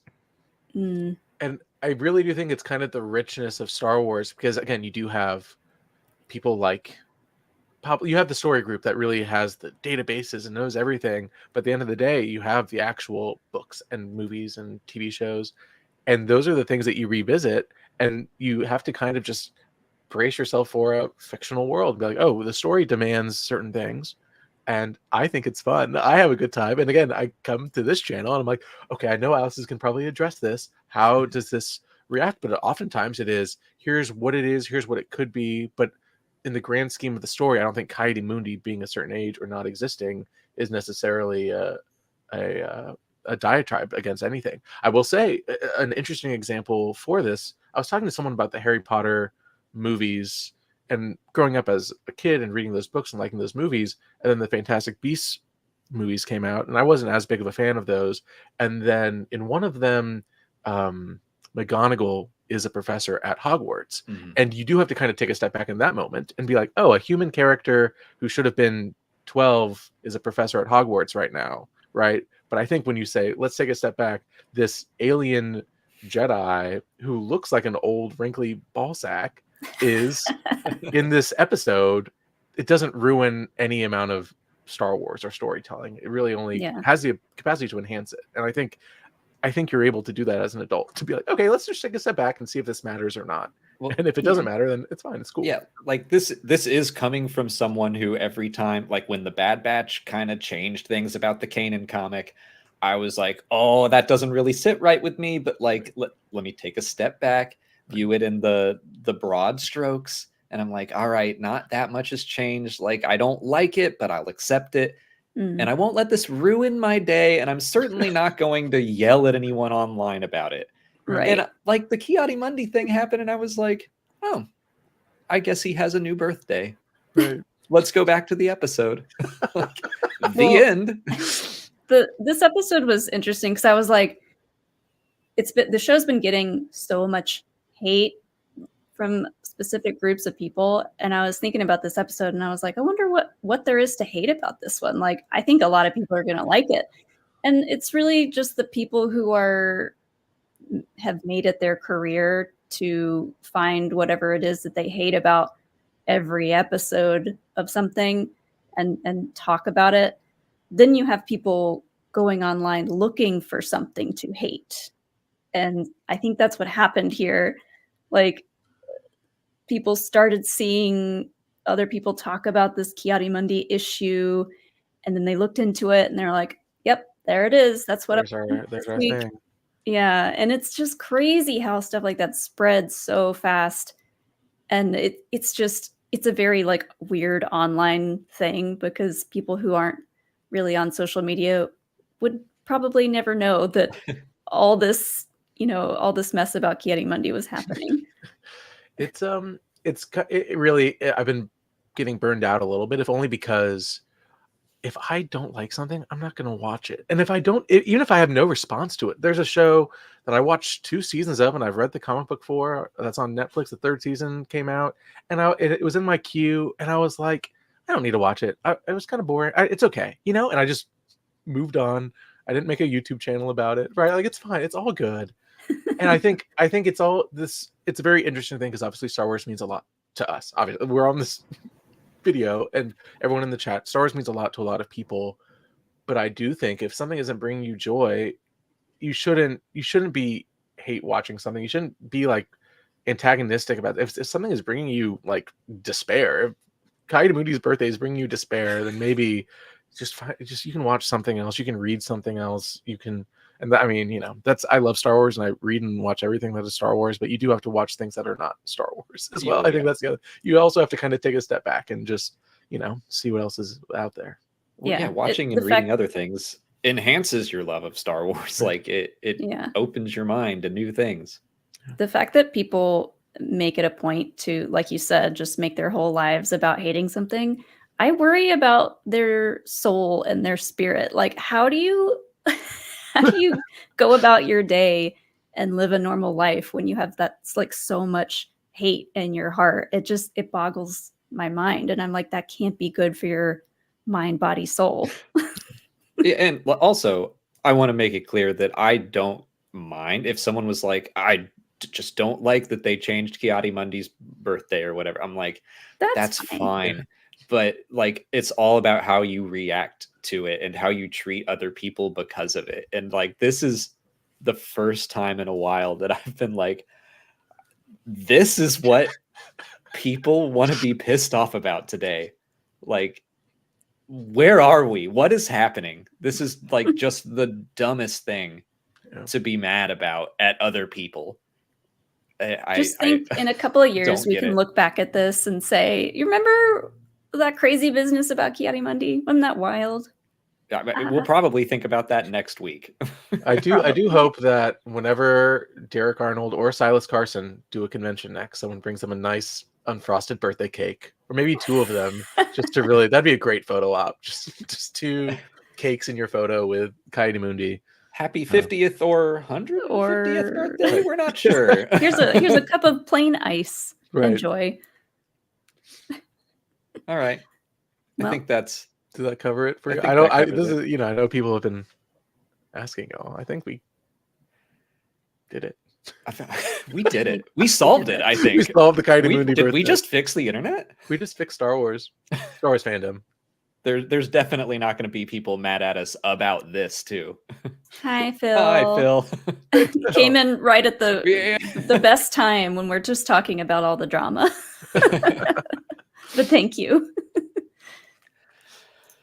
Yeah, I think that's a good spot for Brandon, unless you want to like cool off before heading out. My wife made sangria tonight. I'm gonna have a nice little. Yeah, it'll be great. That sounds delicious. Well, before you go, please let everyone know all about Talking Bay, where they can find you and follow you, what you do. Plug your Silas Carson episode. Oh, sure, yeah, and Derek Arnold. Both plug. Yeah, we did it. We've done it all. I'm a Ki-Adi-Mundi fan. Look at that. I'm the Ki-Adi-Mundi fan. I'm sorry for calling him the shittiest Jedi. I know. I'm sorry for calling him a ballsack earlier. A lot to apologize for. I host a podcast called Talking Bay 94, where I interview the people that worked on Star Wars, so cast and crew and creators and writers. I have a bunch of episodes with a variety of people that worked at ILM or people that played Ki-Adi-Mundi. It's all there. And I write for StarWars.com. You can find me there, and Star Wars Insider. I have a few pieces running around, and then I co-wrote part of the Star Wars Encyclopedia coming out this fall. So a lot going on. But yeah, follow me on Talking Bay 94 anywhere you follow anything. And links are in the description already. I'm real excited for that encyclopedia. I credit the original one, I think, by Steve Sansweet. For, like that's why I am the way I am now. I used to check that out from the library. Me too. And like I'm gonna memorize this. I'm gonna learn everything. And like obviously like you can't do that, but it is there's some really it's really both with this and with Insider. Insider was another thing for me where I was like, oh, this is like what I love about Star Wars, and that's what I used to really latch onto, and being able to contribute even in the smallest way has been wild. So it's been great. But thank you guys for having me on. This was therapeutic for me to get this all out instead of just this was delightful. Complaining to my wife about everyone complaining. Now you can really enjoy that sangria. Yeah. There's this weird point like every Wednesday where I'm like, Tuesday night we watch the show, really enjoy the show, writing about the episode and like breaking down themes and stuff, and I'm having a good time. And then like Wednesday you're like, okay, what bullshit happened today? and then we get to when we do the show and we're talking about the show and people in chat are great. Like this is so much fun. Like this is the best part about it.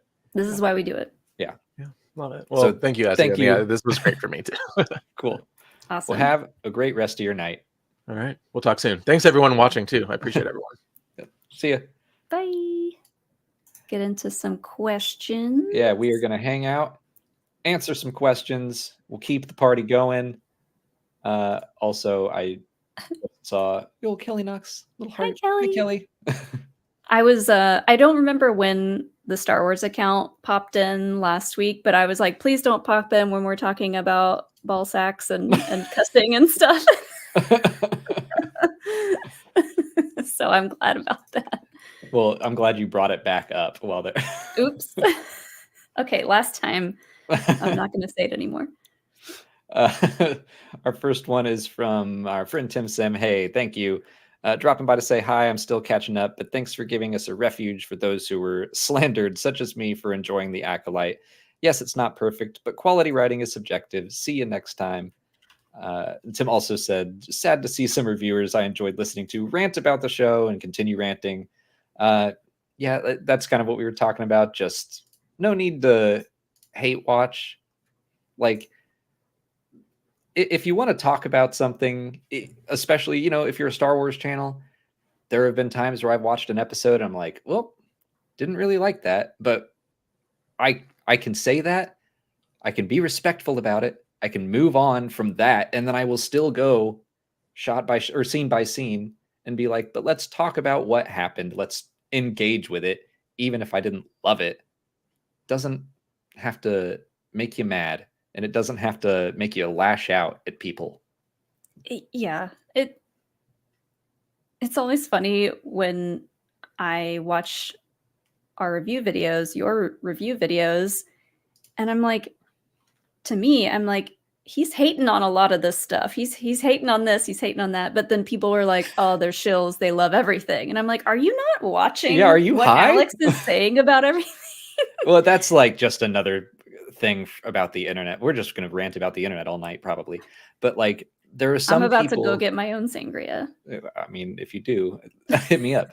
There are some people I feel that don't like, they don't know what to think unless you spoon feed them a blank out of 10 score. And like, Yeah. I'm just going to talk about it. And like I said, my opinion is usually like at the start, and 90% of the time I'm like, that was pretty good. Like, people act like I'm tripping over myself to vomit praise about The Acolyte, and I'm like, I think it's pretty good. Yeah. You love it more than I do. I love it to bits because it's like, it's the kind of Star Wars that I've been desperately waiting to see. So yeah, it's super my jam. Was Ahsoka super my jam? Not as much, but it, you know, I wasn't hating on it every week, I hope. Well, it's still like, even when I see something that I'm like, I don't know about that, almost every time going back through the episode and just trying to explain Star Wars the best way that I know how or can is that I want to just analyze each scene, talk about how its themes relate to other themes, and like that at least gives me more appreciation for it. And yeah, the Acolyte, I am finding so much to dissect and talk about that it is pulling me in more and more. And I still, ever since episode 2, I'm like, all right, well, I have to know what the Jedi did. Like, Yeah. that mystery has me fully hooked. Yeah. And it's, you know, people will then say, well, you shouldn't have to watch the episode more than once to decide if you liked it or not. And it's like, well, you know, why not watch things more than once and actually think about them and then think about them in the greater context of the entire show? You know, that should be allowed. Yeah, and like, I mean, I agree with that. Like, if you don't like something in the first watch and you're like, I just didn't like it, that's fine. But you know, for what we do, like, I want to engage with it. I always think that Star Wars, like, the universe as a whole, is what I love the most, I think. Like, most Star Wars things that I read or watch, I'm like a pretty middle of the road, like, yeah, that was good. It was good enough and I liked it, and I move on. I don't really think about it much more outside of writing about it. And then every once in a while, something like Fallen Order or Survivor or Light of the Jedi or Alphabet Squadron, like, sometimes a story will swoop in and kick me in the face, and I'm like, that was incredible. And I'm like, that's why it's worth it to me. That, like, yeah, I will watch and read everything because I love the universe. I love spending time there. And Yeah, it doesn't all have to be for me 100% of the time. It feels like there's something for everyone to enjoy, like, because there are so many different flavors of Star Wars. And yeah, that is a big reason why we love it so much. And it's so fun to talk with fans, especially at things like Celebration, about the things that they love. And if if people don't agree, you know, they're not arguing with each other. They're like, yeah, well, here's what I liked. And it's just people celebrating what they enjoy. And it's sad that you can't really do that on the internet anymore. I mean, It's you either can, the but most amazing thing. Oh yeah, everyone loves it when you have kind of a middle of the road reaction on the internet, and nobody will ever yell at you for liking it too much or not enough, or yeah, you can't have a middle of the road reaction. That's not going to get any engagement. which is super You know? fun when that's usually what I have. Yeah. It's just because the way you talk is in like such an upbeat, nice guy tone. You could say Aw. anything like, and people would just assume that you're sucking up to Disney. Anyways, I'm gonna go get us drinks. I'll be right back. Okay, I don't know what I trust you. What do you You want? know what I like. Ooh, Lager Libre. That's what I want. Okay. Thank you. Queersland, Australia. Thanks so much for keeping the Ki-Adi-Mundi. Man, it's going to be a long stream if we take this long to answer every question. But thank you, Queersland, Australia. Half the fandom noticed this, but do you think it was intentional to have Ki-Adi-Mundi show up in the same episode as the attack on the Wookiee? Now I kind of do. That is pretty funny. Also, you know what? I meant to mention this, but I do think that there is a criticism to be made about Ki-Adi-Mundi being older. And it's not really based around Ki-Adi-Mundi, but I just keep noticing that if someone is not a human in Star Wars, a lot of them lately are just being like, yeah, they're hundreds of years old. And I'm like, it used to be like a Yoda thing and then a Maz Kanata thing. But now, like, Dexter Jettster's really old, Ki-Adi-Mundi, Vernestra. It just seems like if you're not a human, like, you get a free pass to be however old you want. But that's it. Oh, Gio Flores, thank you for being a member of the 603rd. First of all, I have something to say specifically to you. I loved this episode, and I love the show as a whole so far. Also, I think this is the first time I've actually been terrified of a Sith. Again, loved the Sith's introduction. I thought it was just spooky and weird. That might be my favorite moment of the series so far. Completely unrelated, Gio, but Gio is a friend of ours, also a giant Taylor Swift fan. And if you haven't read today's issue of Jango Fett, you should go check it out because there is a Taylor Swift reference in it that actually I think was very clever. Ethan Sachs snuck it in there. It went right over my head, and I saw someone point it out on Twitter, and I thought it was brilliant. Leftist Hominid, thank you for this next one. I'm seeking an honest, on-the-record answer from each of you. Do you think Mark from the Templin Institute needs to or should take the Barash vow? Well, he's kind of already doing that. I mean, he's up in Canada, just like out in that wasteland. He's not. He's in Edmonton. Like, but I envision him out in a wasteland meditating. Yeah, what do you think, Molly? Does Mark need to take the Barash vow? What did he do now? Is there a reason why they're saying he needs to? I don't know. I just assume that's what he's always doing. He's definitely not meditating up there, but I think everyone should take the Barash vow, at least part of their life, just to maybe experience. Not for 10 years. No. I mean, yeah. I'm lucky if I get 10 minutes of like pure meditation without any intrusive thoughts. Yeah, like a 10-minute Barash vow a day. Yeah, in that case, yes. I think Mark and everyone could use that.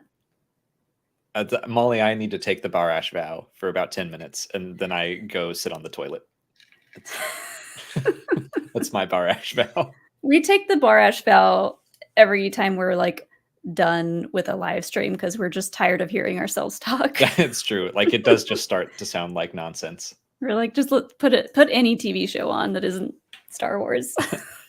Leftist also asked if the Sith could have been a Knight of Ren instead of a Sith.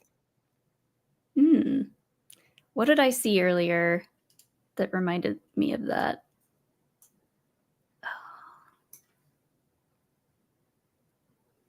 Hold I don't on. know. Was It's Phoebe coming there? to me. Smilo Ren is what I saw people calling him. Yeah, Smilo Ren. I like that. Yeah, we've all been doing Darth teeth. Oh, I saw someone else have a good one. But Smilo Ren is very clever.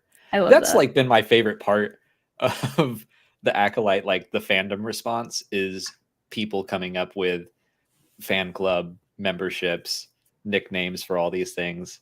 Smilo Ren, good stuff. That's yeah, like you said, that's one of the most exciting things about getting a brand new Star Wars story is we get new ships, we get new ships as in like relationship, people shipping other people. We get new favorites, new, not so favorites. It's all new and we're all experiencing it together and that's fun. Okay, let's go to Gary 24 fan. I've already decided that if something awful happens to Jackie in the show, I'm going to end up in the fetal position for a week. She's so caring. I got to agree with you. I love Jackie. I don't want anything to happen with her.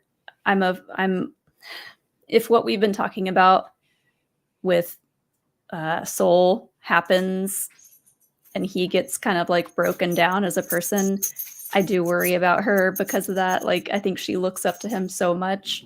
That's going to be hard to watch. But yeah, I feel you. I don't want anything bad to happen to her.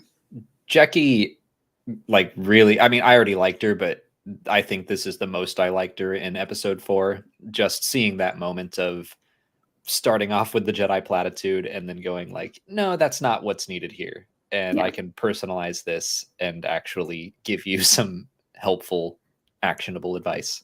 Hashtag Jackie Jam. Yeah, she really does seem very level-headed in all of this. And maybe that is because she's kind of new to a lot of stuff. You know, she's still training. She's not jaded yet. Yeah. Jaded Jackie. That's phase 2. Oh, no. That bald Jedi. Osha is now super sus to me. Acolyte potential? I think there is potential for that. There is definitely potential to see the two sisters swap roles. But that's going to be hard. I kind of think that's where things are headed. And I'm into it. You think it would be because I'm thinking more about Osha than May. May, I can absolutely see her. I mean, she said it in the episode. She's like, you know what? I don't have to do this. Mm-hmm. I don't have to put up with this BS. I'm going to go turn myself in. But Osha's turn is harder for me to visualize because she, like, would it be because, especially in this episode, she's like, hey, I think I'm feeling some force emotions here. And Soul is kind of ignoring that. Does she go straight to the dark side if something really makes her angry or upset? I don't know. I think that it would be more, May, her whole thing, she has known the truth, I think, of what happened on Brendock. She tells Indara, like, yes, you do attack unarmed people. Maybe that happened, maybe it didn't, but that's what she believes. So, and she also believed that her sister was dead. Now she's not feeling it so much, but Osha doesn't know the truth. So if she is already grappling with like, oh, my sister's alive. Oh, and the Jedi may have killed my whole family and caused all this trauma. Like that could push her. And yeah, and there was a reason why she left the Jedi in the first place. She's said, or she's alluded to the fact that it was because she couldn't accept the death of her sister and everything that happened. But maybe it was more. Maybe she just had more of a tendency to embrace the power and like the darker side of stuff. Maybe. Indara was the one to suggest that she not continue her training, right? Right.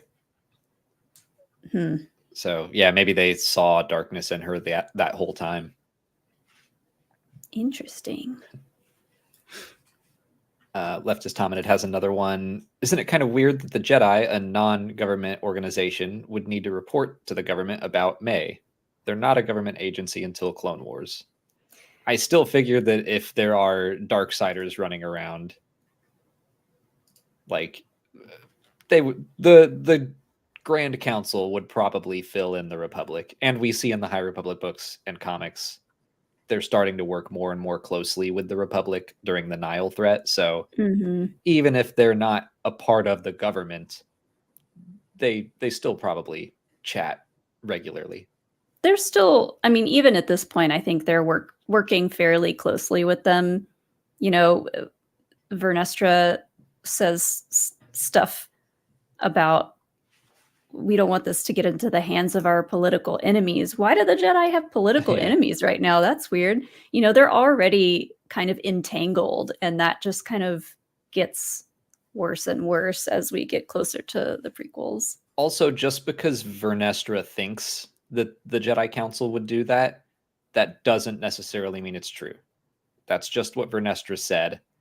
And like we've been talking about, the books and comics, like she might not have the best opinion of the Jedi Council. We still have another wave of books to see how her story wraps up, but we don't know. We don't know.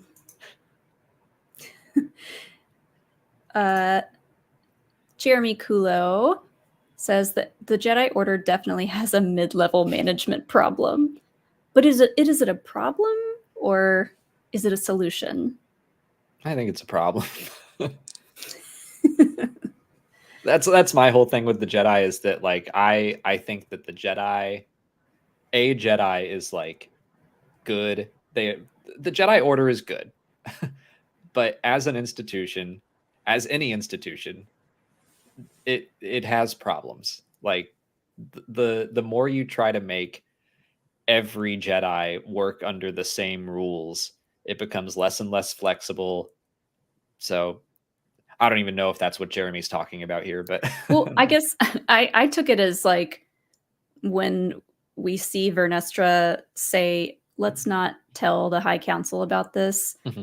We talked about it earlier on the walk, and I was saying it's kind of like you have the president, and then you have the Cabinet working members. Yeah, the people that are doing a lot more of the work, and you know, the council is just like the council. They're just there to know that someone is in charge, but really maybe it's Vernestra and some of the non-council members who are looking into a lot of stuff that's going on and trying to fix a lot of the problems.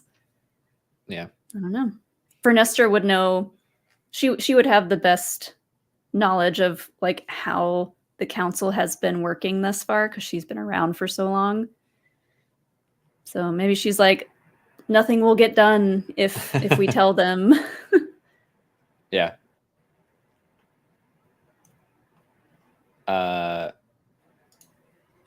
Chewbacca1138 says, how long ago did you first watch this episode? How long have you been waiting on this cliffhanger? I've been dying to know, and it's only been a day. I was just looking at it. I think it's been 5 weeks since we saw it. There's definitely a downside to getting sent the screeners. You know, it helps us a lot with work. But yeah, we had to go 5 weeks not really knowing anything new. But I'm for it hasn't even felt that long, actually. No. But it is fun to be back in the like, okay, we are in full speculation mode. We don't have to dance around anything or not answer questions because we know the answer. But now I have no idea what's going to happen. And we're all in the same boat. Yeah. But yeah, it's exciting knowing that everything else from here on out is new.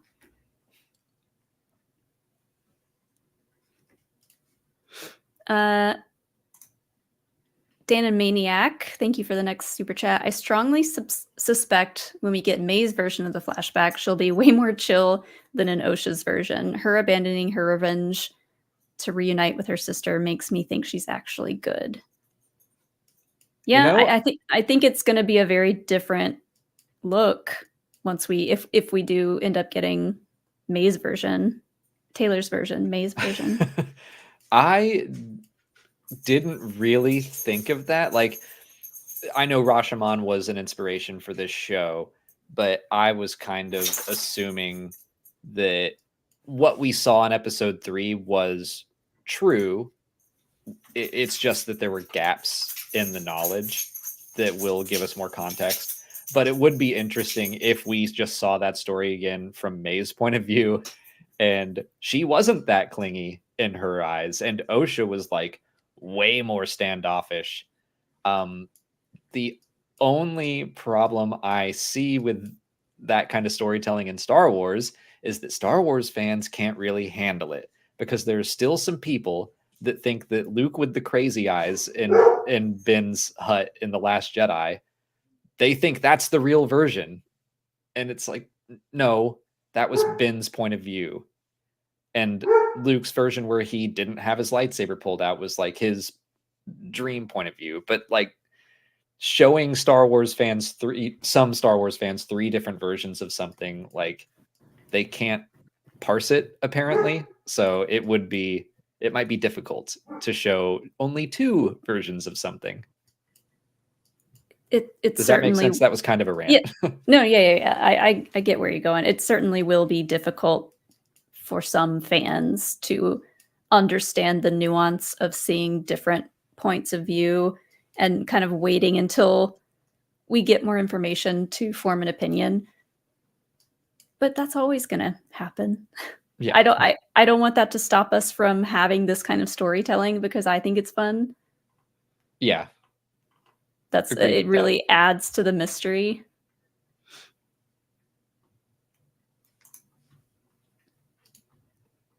But we'll just have to wait and see. Like I said earlier, episode 3 and 7, I think, are, oh my gosh.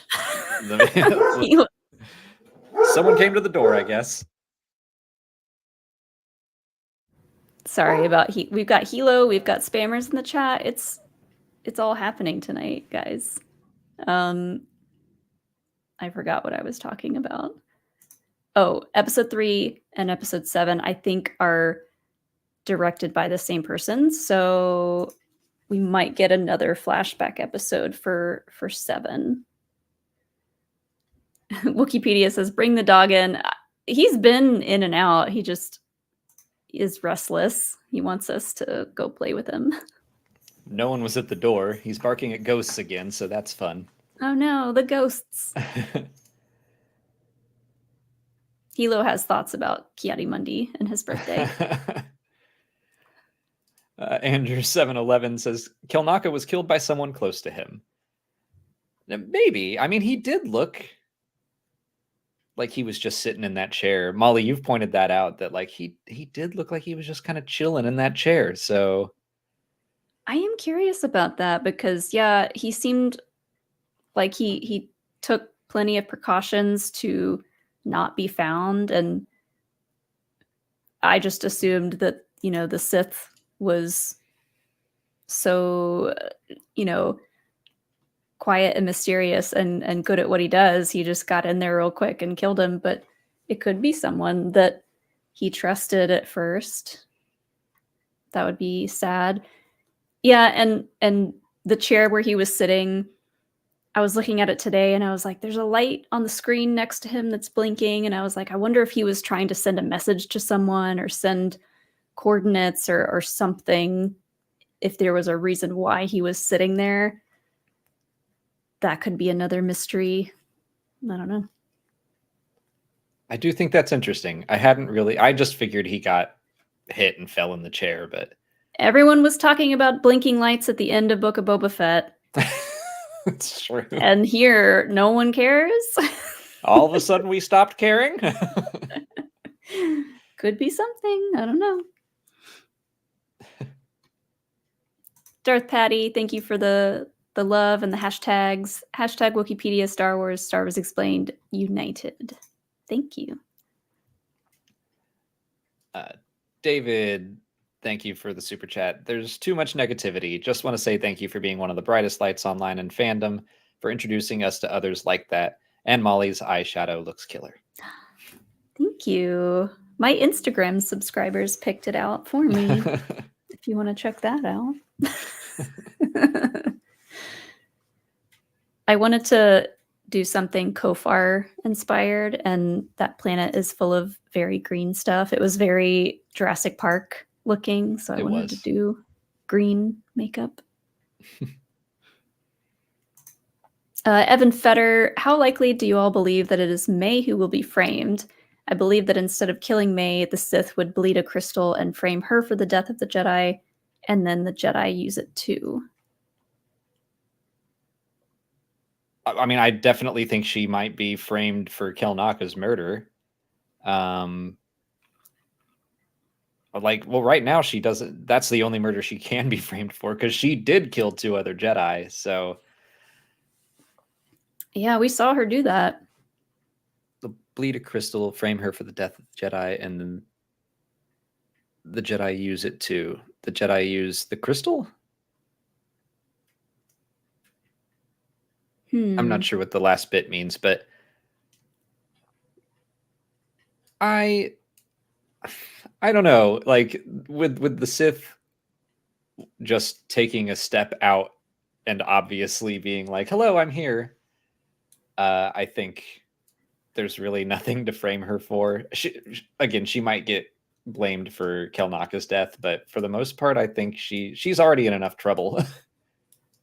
Oh my gosh, it's Pride Month and the Sith's coming out. Finally here. Like I said, he's going to rip off his cloak and everyone will be like, and he's hot. And he's going to have a rainbow Speedo on. And it's just going to be a parade. That's what some people think this show is, right? That's how they're acting. A gay pride parade. I mean, I wouldn't hate it. Did you see that one woman touch that other woman's cheek? Can you believe? Can you believe it?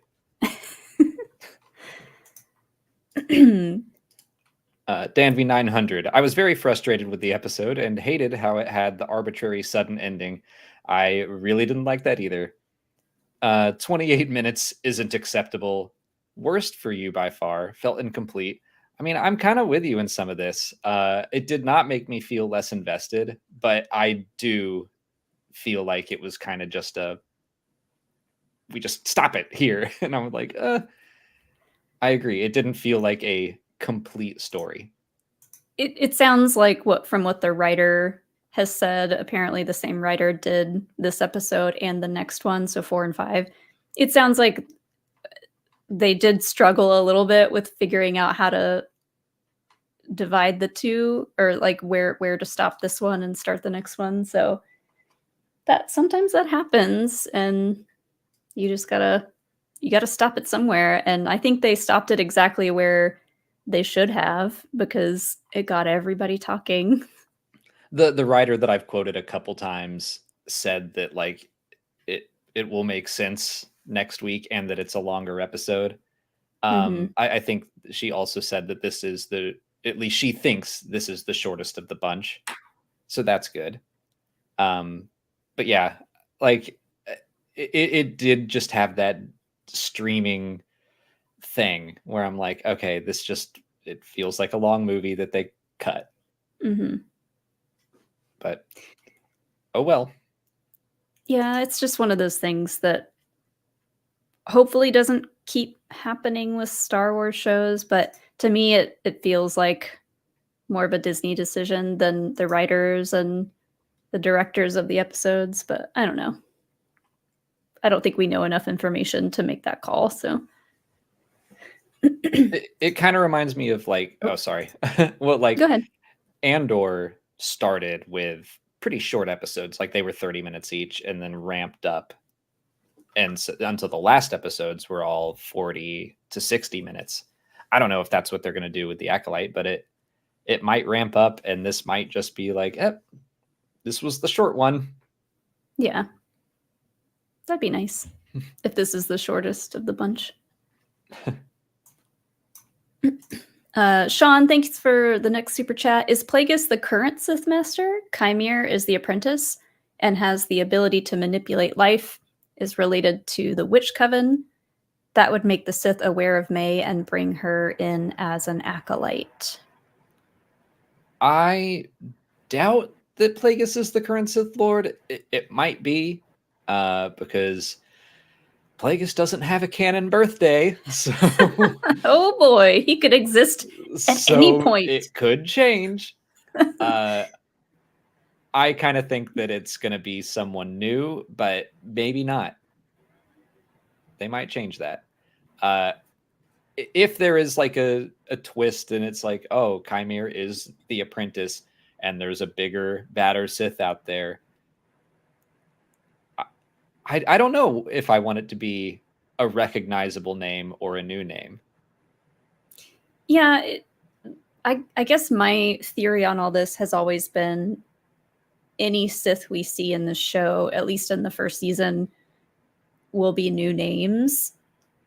But that also means that they probably won't last long, and therefore they were never written about in history. You know, like they weren't important enough to be big names in Sith history. So I think there's enough space in the Star Wars timeline to make that happen, you know? That I guess I'm expecting it to be a new Sith, but maybe Plagueis. Like it just seems a little odd that Plagueis would have this other apprentice, but you know, we had Palpatine who had several. Someone in chat earlier was saying that Darth Bane was literally the only one that followed the rule of two. Everyone else broke it.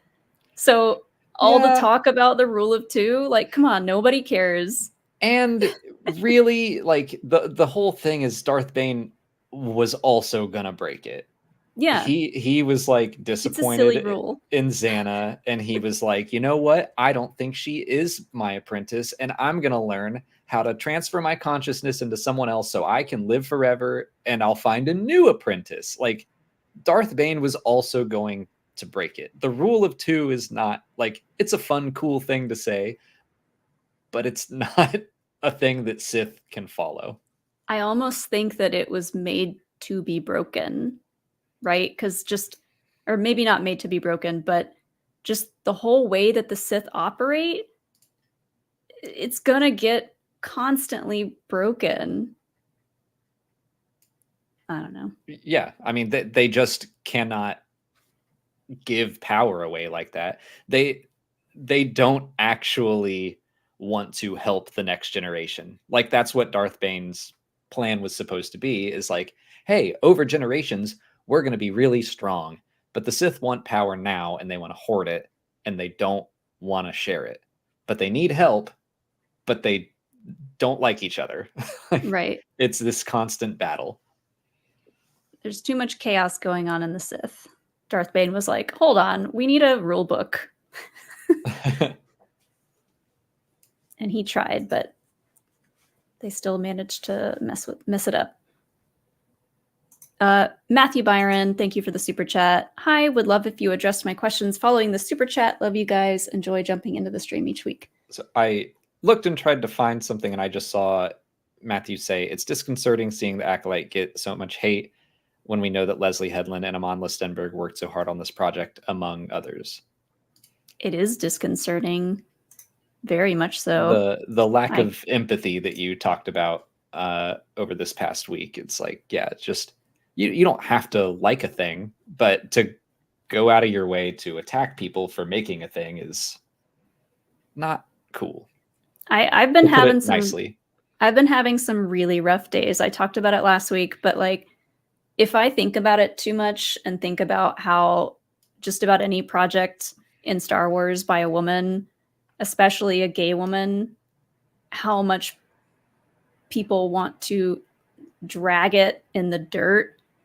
They're ready for it. They want to do it.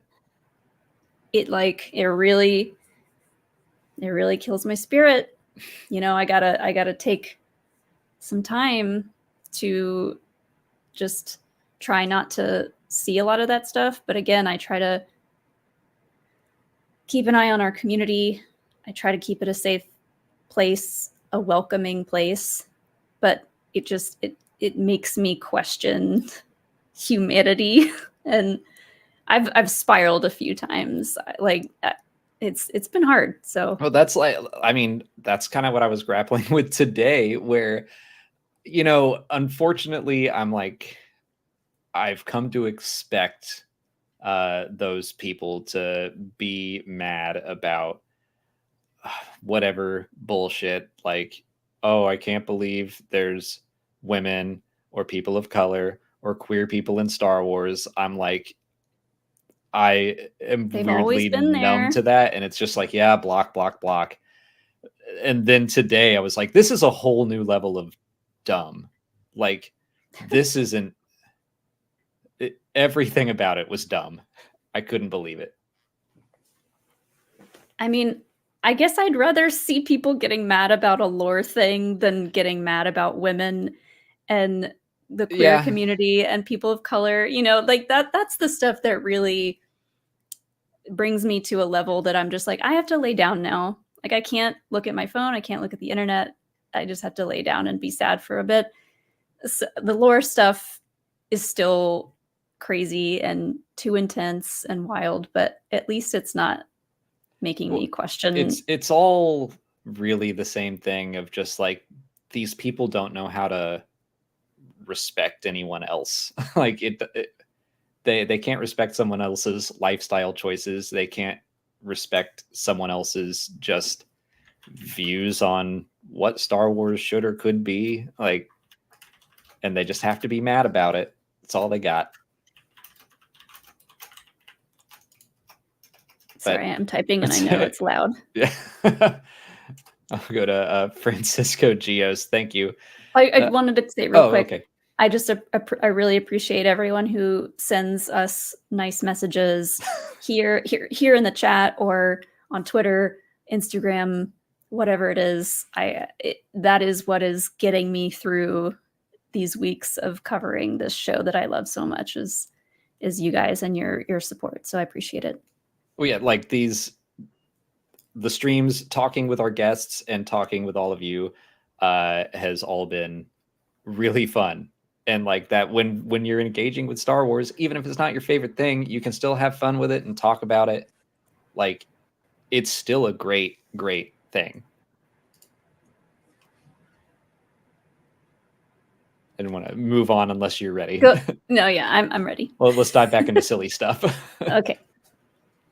Francisco says, I feel like Kelnaka didn't like to go practice the self-defense class. Also sad that he was killed after eating his last Wookiee salad. Oh, He did. He was like a little forager. Both times Yeah. we saw him, he was like coming back from going out into the woods and gathering plants and mushrooms. He was the summer solstice is tomorrow. He was just celebrating the summer solstice by foraging and making himself a nice little meal, and he was going to go dance naked in the moonlight later. Just stuff we all do. And then people were going to be like, is that Wookiee naked or not? He's just got a belt we on. Can't decide. He's got his tool belt on. That's what fine, is the I guess. deal with Wookiees?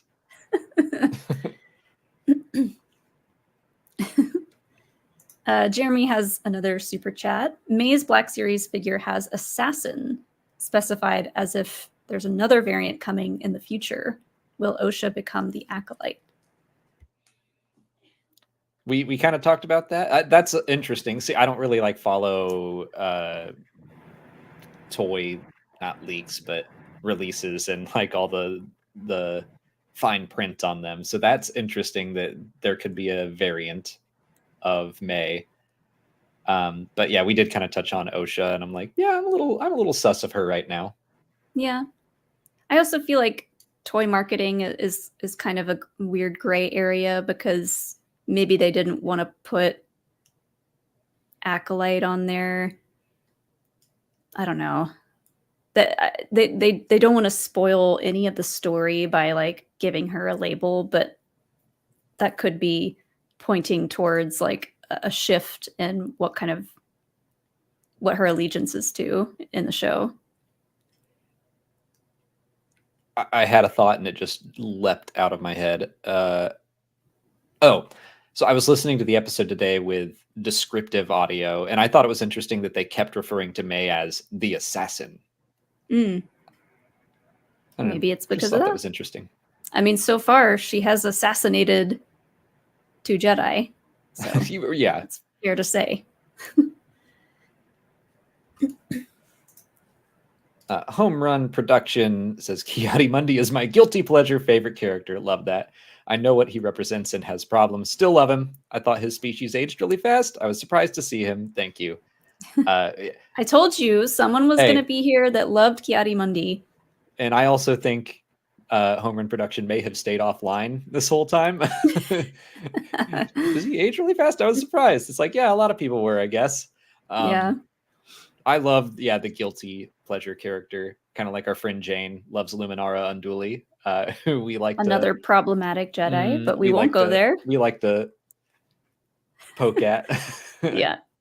But yeah, like Ki-Adi-Mundi was still, I was excited to see him when he popped up.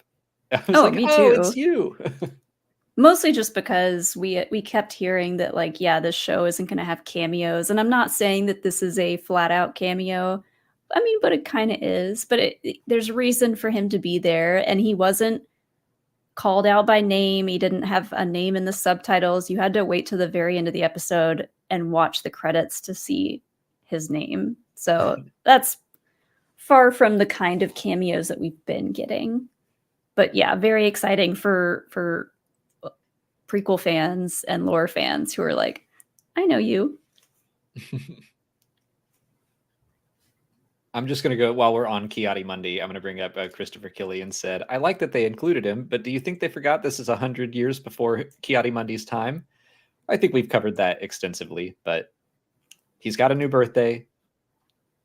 I would hope that the creators of a new Star Wars show wouldn't just forget something like that. But yeah, so I trust that there's a reason that he's there. And even so, it's in Legends, it was 100 years before his time, but I'm sure I keep going back to this writer, but she talked about, yes, someone asked if they consulted Dave Filoni before writing the episode, and she said that he gives notes and approval on everything. So I'm sure that but Dave would never have allowed this to happen, or George. Alex. That's just silly. Yeah. What were we talking about earlier? Sorry, I don't want to drag this on too much, but we were talking about that it is interesting how Star Wars has been less likely to put an end to things, and they've been deciding like that comics. The comics have question marks at the ends, and they've been deciding that several of the alien species can live much longer than we originally thought. And I think that's just because with the way that they're telling stories, the time gaps are getting bigger now that we have the High Republic. And they were like, well, yeah, Yoda has been around for 900 years. Why don't we allow some of the other alien species to live a really long time? And like Chewbacca and the Wookiees lived a really long time because Chewbacca is a legacy character. And they were like, anyone can play him. Let's put him in everything. Not anyone. I can't play him. Well, okay, not a very tall, talented person can play Chewbacca. But you know what I mean? Yeah. Like, I think they're trying to stretch out a lot of the alien characters. Well, it's interesting. And I don't know if it's good or bad necessarily, but I'm not mad at it. Well, when you think of like archetypes and mythology, like we have these mythological characters, and like Darth Maul has been described as kind of a Sisyphus. Sam Witwer talked about how Dave Filoni and he had that conversation that like Darth Maul is constantly trying to build something up. He's rolling the boulder up the hill and it falls back down. And he's rolling the boulder up the hill and it falls back down. So it's like when you have these mythological archetypes, you do kind of want to keep them around. Hondo Onaka is like the classic pirate, and he's another character that's like, oh, I guess he just lives a really long time because he is at Galaxy's Edge now. So that's another one that, like, when you develop these characters, I guess you do kind of want to keep your archetypes around instead of just like, let's make another person that's exactly like him. Mm-hmm. Like Dexter Jetster lives a long time, and he's like your go-to information buddy. I don't know what to call that archetype, but he just knows everything because he's been everywhere. Yeah, I think it's a testament to the fact that Star Wars is here to stay. You know, like, it's been around for a very long time and it will continue to do so. It's kind of similar to the argument of like when people would get mad every time they found out a new Jedi survived Order 66. And I'm like, isn't that a good thing? You know, like, isn't it good that we get these characters around longer? I don't know. I mean, I'm one of the people that's like, oh, another one every time it happens. And then it's Cal Kestis, and I hold him close to my heart and I never let him go. And that's why this works. You're that, and I'm like, yay, it's good. We're a good balance. Yeah. Speaking Lord of alien Haas characters, says, I told you we were keeping you from Plo Koon. So if only that was Plo. I don't want to rain on parades, but I don't think it's Plo Koon. No, the official Star Wars account tweeted his name. Oh, really? What's his name? I didn't see that. Oh, let me find it. I like that they were like, well, let's shut this down real quick. Also, I mean, he's probably going to get chopped up next week, so that would have answered that debate. And his lightsaber is green, not blue, so not that Plo couldn't have had multiple lightsabers. Every time someone brought that up, I kept saying, like, Dave Filoni is not going to let someone else put Plo in their show. No, he's absolutely not. Like, if they tried to, his note would be, he's mine. No, like, no. Nope. You know.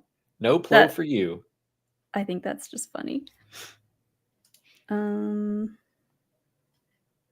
While you're looking, I'll bring up Calm Like a Bomb asks, what is our wildest idea of who Darth Teeth is? Well, now that we kind of touched on Vernestra Rowe, I don't think it is. I don't want it to be, but I could break out my corkboard and red yarn and make up a theory for it. I could kind of see it. Let's see if this will focus on my phone, just so. Move back. There it is. Ithia Pan. Ithia Pan is the Keldor's name. Okay. All right. Thanks, Star Wars. Well, there you go. Giving us a name. Anyways. Who's your craziest Darth Teeth theory? Oh, two Basils on top of each other. Rad.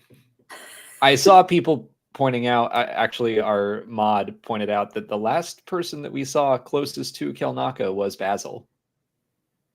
I mean, he would probably be able to get in there and Kelnaka wouldn't think he's a threat until the next one comes out. And it's like, there's two of them. Now one's on the other shoulders. It's basically Utuni from Star Wars Hunters.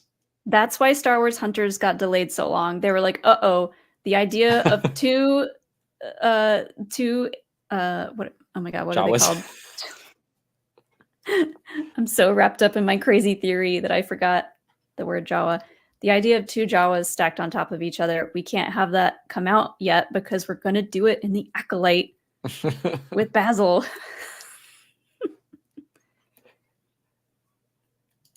Well, I said a real answer, but... Well, okay. I've seen a lot of people bring up Andara. I don't think it's her. Those definitely looked like Chimere's hands/arms in the close-ups that I research. And I did a lot of research, let me tell you. But Andara would be the crazy, wacky theory that I'm like, maybe. Maybe. DNV 900 has another super chat. The Sith is either Chimere or Mother Coral, which is too obvious and less interesting, or it's a swerve. There has to be an episode from the Sith's perspective at some point. That is what I'm hoping for. We did talk about that earlier, and Brandon pointed out that that episode 4 in Russian Doll is kind of from a different POV, which did get me kind of excited because I was joking. I said that on one of our walks the other day. I was like, what if episode 5 starts as another flashback, but it's all from like the Sith's perspective? That would be cool. I could see it. I hope we dive right back into the fight. Maybe they won't, but I hope we do. Like I want to see what happens there, and I would like to not wait 2 weeks for it. Yeah. But episode 6, that can be just a full-on Sith episode. I'd be cool with that. I agree with Kelly. I learned my lesson with Tech/Clone X, not even guessing who Teeth is. That's a good point. That's we all wanted Tech to come back in any form. Except for me, apparently. I felt like the only one sometimes that was like, it's not Tech. And Molly's like, you hush. Tech could be alive. No, you definitely weren't the only one. We saw it plenty in our comments, but that's okay. Jesus Fernandez says, my crazy, not likely idea is that Jeki is the only one that survives this whole thing and becomes obsessed with the possibility of the Sith returning and eventually becomes the master of Lean Kustana. Ooh, we're jumping all the way down to, hold on. My brain is going through its file folders. Lean Kustana was from Dooku Jedi Lost. And I think she was... Oh, yeah, she also just popped up in the Saber for Hire comics as a young girl. So she's a Jedi. And I think she's the one that winds up having a child at some point. I think she's one of the Jedi that goes out and searches for Force-sensitive kids. I think. Is she Sifo Dyas's master? Yes. That's what Ice. Oh, yeah. Okay. Dooku Jedi Lost. If anyone knows, it's Ice. Yeah. That's cool. I wouldn't mind that. I trust Ice.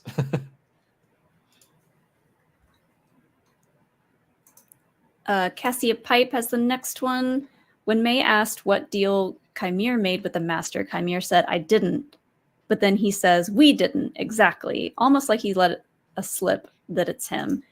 I did notice that, and I was like, is he having like a weird existential schizophrenic moment, or did he just let something slip? That was interesting. I think it's kind of interesting to see a Sith that is not fully just competent and on it all the time. That I think he did a pretty good job in episode 2. Episode 4, I was like, nah, dude, I'm not buying this. Granted, I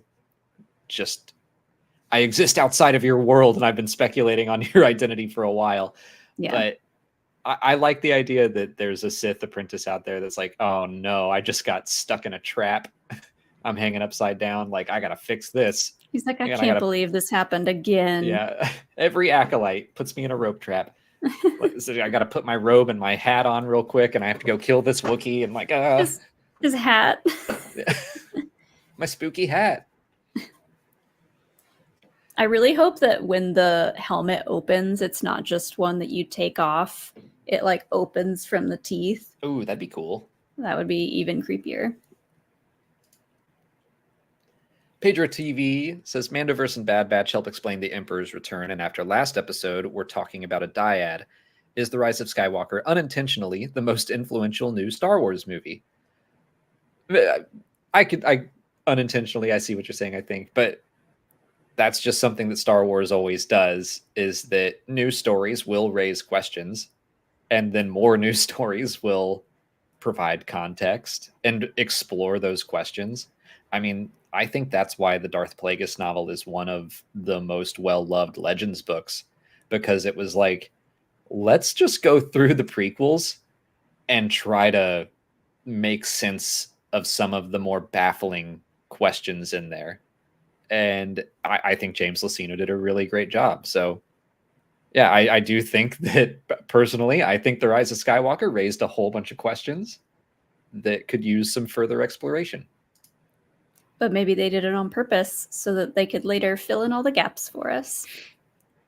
Sure. Thanks, Star Wars. Yeah, let's say they did it on purpose. That's how we want it. No, I'm kidding.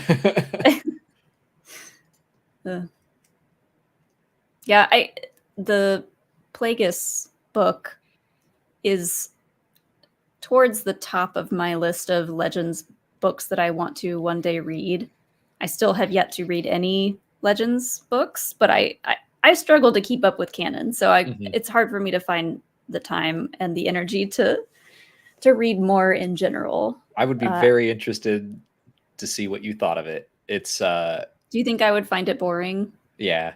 I mean, it's got some cool action in it, but it's more political thriller, I would say, which you might be into. And also, I mean, you just like I'm much more you wanna do like see the that. dark side characters. So like this is Plagueis recruiting Palpatine, bringing him up. Like you would dig it from that point of view. But if see, you like liked I almost don't want to read it because what if they change it and then I'll be one of the angry people online who is like, oh my God, I can't believe they changed that. I don't think you would do that. Hopefully not. I would be shocked. Yeah. Anyways, I like a good political thriller, at least in a TV show or a movie. Not sure about a book though. Yeah. You're right. I need some more smut for that to work. I'm sorry, but Plagueis and Sidious do not hook up. You want it the whole time. And the second finally Plagueis gets in bed and Sidious just kills him. Like, what? Why would you do that? He gets him drunk and he puts him never mind. Spoilers. Ice says, loved this one. Definitely my favorite so far. It had me tense the whole time, and that cliffhanger was sadistic. I need to know what happens next. That last scene really flipped a switch with the horror vibes when Darth Joker came floating down. I like all the nicknames. Like freaking Dooku in the 2003 Clone Wars literally had me doing the DiCaprio pointing meme when it happened. I love that scene. I do think it's my favorite moment of the show so far, those final few minutes. Yeah. Really bummed and upset about Kelnaka, me too. But it sets the Master up so well before he even comes on screen. If he got the drop on a Wookiee Jedi Master, did Kelnaka even get the chance to draw his saber? It doesn't look like it. Especially if he was just sitting in that chair all along. You said that he might have just fallen in the chair. Because for her to come in and find him dead, it would have been like maybe more disturbing if he were just on the ground. I don't know. Yeah, I mean, I think they wanted that, like, oh, is he dead? Is he not? But the second you see the back of his head, you're like, he's dead. Yeah. Every movie/TV show has done that shot of like the back of the head, someone sitting in a chair, and then you find out. Yeah. Yeah. If it's not Chimere, the Master had to have been shadowing May to get there quick. I wonder if we'll get their POV of May's attacks after their identity is revealed. I think that would be interesting. If they're just like hiding behind every corner, watching everything happening, and they're like, are they still debating what it means to kill a weapon without a Jedi, or kill the Jedi without a weapon? I thought I was very clear. Yeah. Also, I kept thinking about that today, about just the idea of how to kill a Jedi without a weapon. And then this morning I was like, duh, force choke. Like, it seems so simple now.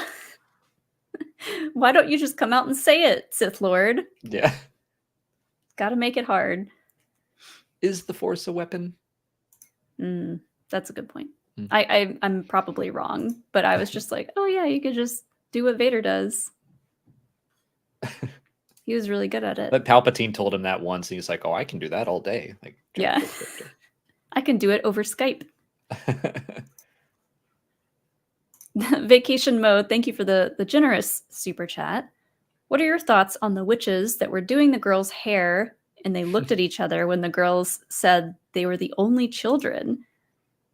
Was Manny also a part of the coven but separated for some reason?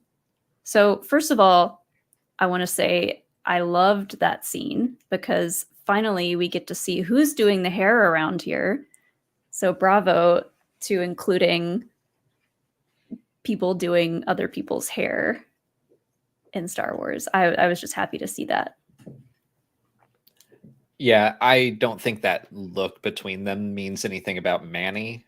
I just think that it was them going like, oh, they're kind of asking questions about where they came from and their creation. And yeah, it is weird that there's only 2 kids, but they haven't really questioned it before. That's all I thought it meant, is just to show the audience that, like, yes, this is weird and it's meant to be weird. I did like that moment though of like, oh, maybe they are worried that the girls are getting old enough to question this stuff. The Padawans says, so who's to say that the Sith is Mother Coral? We didn't see her body at the end of episode 3. A lot of people have said that. And I've gone back and watched that scene. And I'm like, there's so much we haven't seen. And there's so much that has purposely been left out of this point of view. Of course, we haven't seen all the bodies, and some of the bodies are face down. But we can't say for sure that she's not there. I do think that, like, if we were going to do a big twist of like, oh, it was me the whole time, she is Agatha. a prime suspect. Yeah. It was Mother Coral all along. Like, she is a prime suspect just because there aren't that many characters. And I feel like it would have to be someone that, like, the girls know, especially. So I'd say there's a chance, but I'm right now thinking that she probably died with the rest of the witches. But I'm up for a big curveball twist. I'm up for it too. And to point out something that I thought was funny, your parents, because of the fact that Mother Coral is a Zabrak and has horns, they were like, and she's got like kind of yellowy looking eyes. They were like, she's evil, right? I mean, they thought all the witches were evil, but they were like, she was definitely bad, right? And I was like, They specifically for Coral, I think, said like she's a lot like Darth Maul, and I'm like, you know, I hadn't considered that, you know, maybe they chose Zabrak for her for a reason to maybe make that link, even though she's not Dathomirian, she's Iridonian, blah blah blah. It is possible that they might be trying to foreshadow something there. Yeah, I'd be fine with it. I am really into the creation of the twins and how Mother Anastasia and Mother Coral made that happen. I hope we find out more.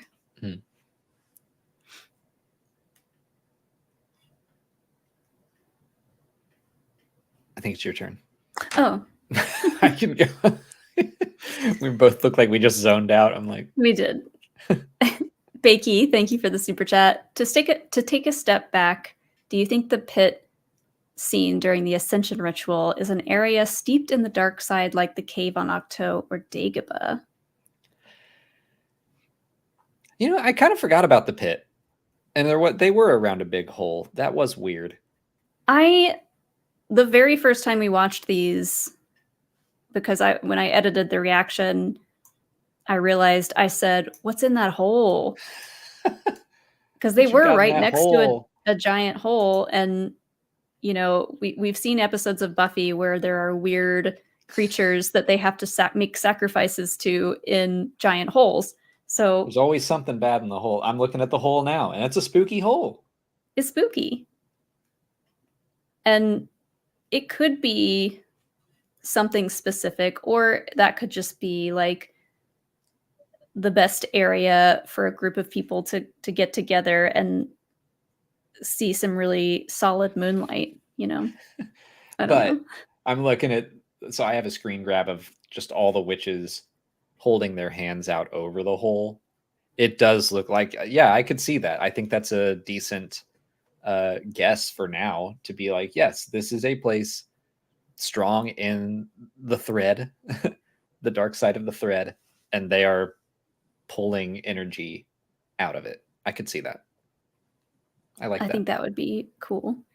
Doesn't necessarily have to be a dark side specific hole. It could be just a force hole. I don't know. Sean Soley says, I'm a Ki-Adi-Mundi fan. I'm real sorry to everyone when I said that Ki-Adi-Mundi you. was the shittiest Jedi. That was a mistake. I didn't mean it. I kind of meant it. I meant it. I meant it the whole way. But he's a Jedi. We still like you, I get. Nah, he sucks. I don't know. I can't do this. I have a weird relationship with Ki-Adi-Mundi because he reminds me of so many people that I know online or in person. Am I one of them? No, but I could have seen it. I'll just say that. I know a lot of Ki-Adi-Mundis out there, and they're not all bad. The confidently wrong. Saw a lot of them today, actually. Yes. I do think he is in massive denial at the point of Revenge of the Sith when he has his little line. Yeah. We'll see. Like, we'll have to explore what that line means at the end of the series. But to see him in episode 4 when there's 4 episodes left and then to just be like, well, this ruins everything, you're jumping the gun a little bit. Or maybe you're just stirring up drama because that's what you do. Dave McHugh has an interesting thought here. Jodie Turner-Smith was in the main credits for Acolyte episode 1, but Mother Anastasia wasn't in the first episode. Any chance Mother Anastasia is the Sith? Seems far-fetched, but the Sith was in that episode. I think that she probably died. We did see her body. He's saying that she was credited in episode 1. Right. I don't know fully how credits work. Like, I know that sometimes you just get your name in all the episodes, or maybe even just the first, just to be like, hey, I'm in this show eventually. I don't know how all that business happens. Like, I know Joseph Scrimshaw has a pretty good handle on it because he broke it down well in Obi-Wan Kenobi when they were talking about that show, because it had so many writers. And he was like, when it's an ampersand, it means this. And when it's the word and, it means this. And I was like, oh my God, this is complex. So, well, I'm wondering if they mean credited on screen, or I mean, credited on IMDb is like a whole other thing. Probably on screen. It also could be that, like, we heard some flashbacks of May and Osha when she was looking at the fire. Maybe they used Jodie's voice in that. It could be a number of things. That's a good point. I doubt she's the Sith, but that is interesting. And I feel like I don't know enough about how credits work. We did kind of see her body though. Yeah, we definitely saw her body. So I don't think she's the Sith. I don't want her to be the Sith. Because I don't think she was evil. And yeah, no. I don't want her to be. Maybe she survived and whatever happened turned her full evil, but I don't think the witches were evil. Yeah. She was lonely. Maybe we'll see. I'll hold my full judgment until the second flashback, but right now I don't think she was evil.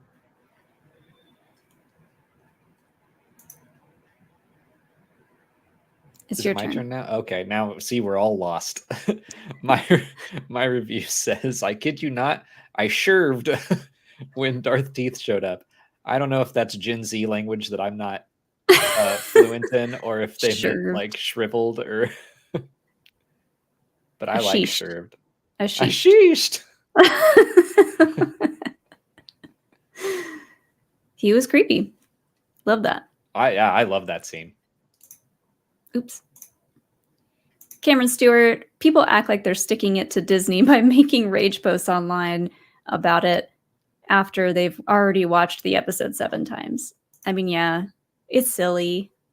That's no one's really sticking it to Disney, guys. The Simpsons meme of like, I don't know what comic book guy was talking about, but he's like, I hate this. I'm only going to watch it 3 more times today. Yeah. You are exactly that caricature. Mandalorian Jedi Adventure, thank you. Says, I'm loving the Acolyte. Thanks for the positivity. I'm loving it too. Thank you. Varun Vijay is asking us for a story. So I'm going to go let you talk first, and I'm going to go to the restroom, and I'm going to go to the Barash Vow, and then I will come back and tell my story. Oh boy. Okay. Oh, we should get Pippin up in Alex's chair. I don't think he would stay there.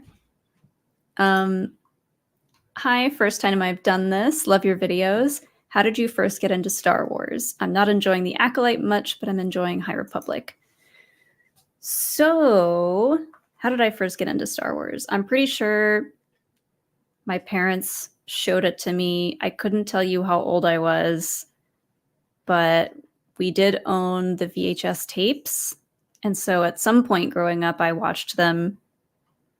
Wasn't like fully obsessed with them right off the bat, but I was a tomboy growing up, so I hung out with a lot of other boys who were my age in my neighborhood, and they were all obsessed with it. And I was like, oh yeah, that's Star Wars. I know that.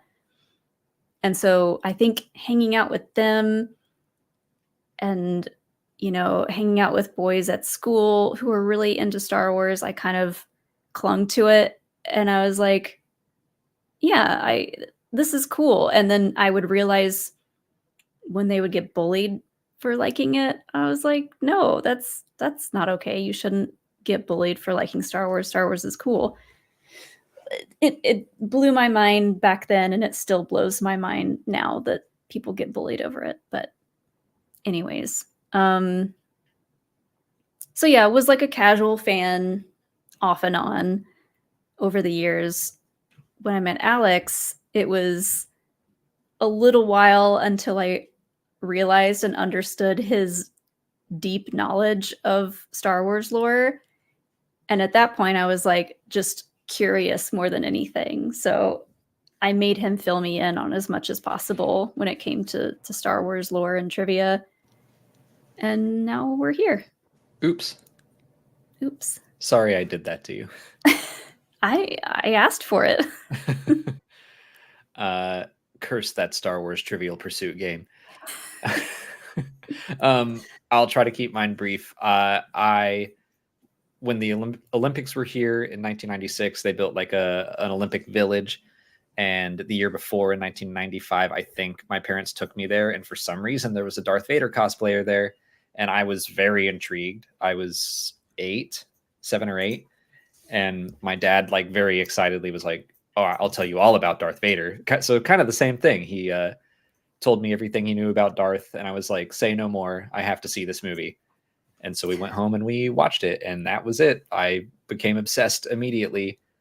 And my favorite part about that is that your parents hid the fact that there were sequels. Yep. For a little while.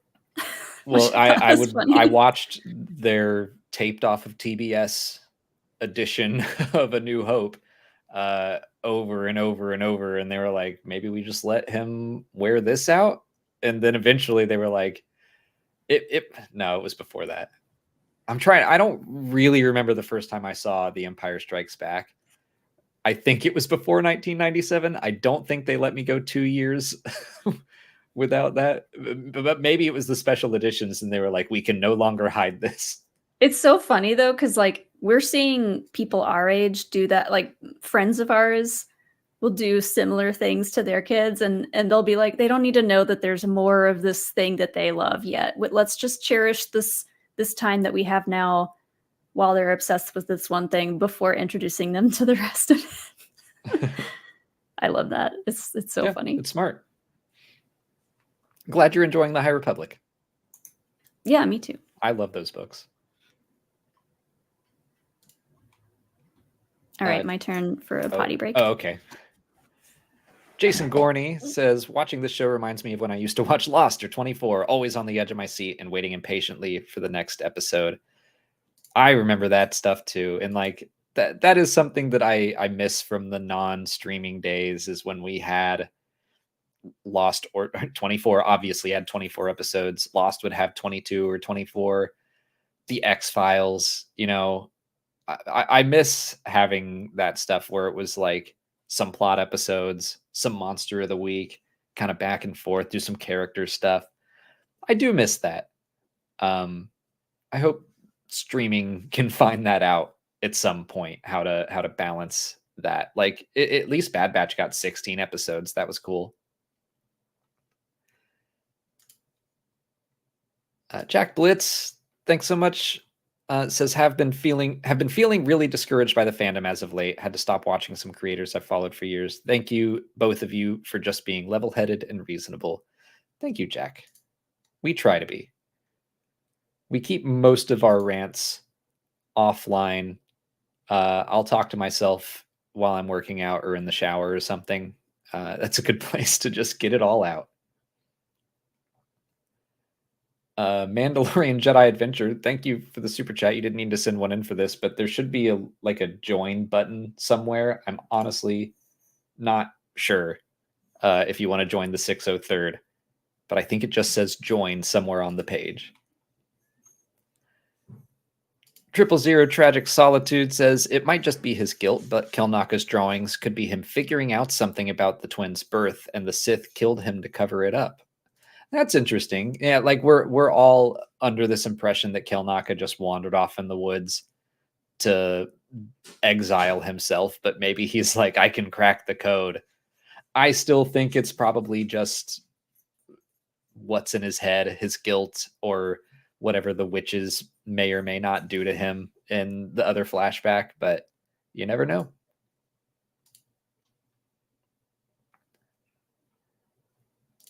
John George Peppers says, folks being upset over Ki-Adi-Mundi rather than the anticlimactic, although effective, death of a freaking Wookiee Jedi is enough proof of bad faith. That's exactly what we were saying. Like we were disappointed enough that like we don't get to see the Wookiee fight, that we were like, that's probably going to be the big drama this week. I never would have guessed what it actually wound up being. But I don't want to go down that road again. So. I had to take a break to play with Hilo because I came out of the bathroom and he did that like. Yeah, he did it to me too. He's being very good. He's like, are you guys done yet? He's like, you guys are going a little long, huh? Poor little guy. He's like, you have to eat dinner and then eat dinner, cook dinner and then eat dinner so that I get my snack. Yeah, where's my snack? Booze, thank you. Dipped my toe into commenting on Acolyte posts and got just a quick whiff. Y'all are strong. Anyhow, could the smile on the Master's mask honor a certain chaotic, ethereal mother spirit from Legends? It wouldn't surprise me if Leslie Headland did that on purpose.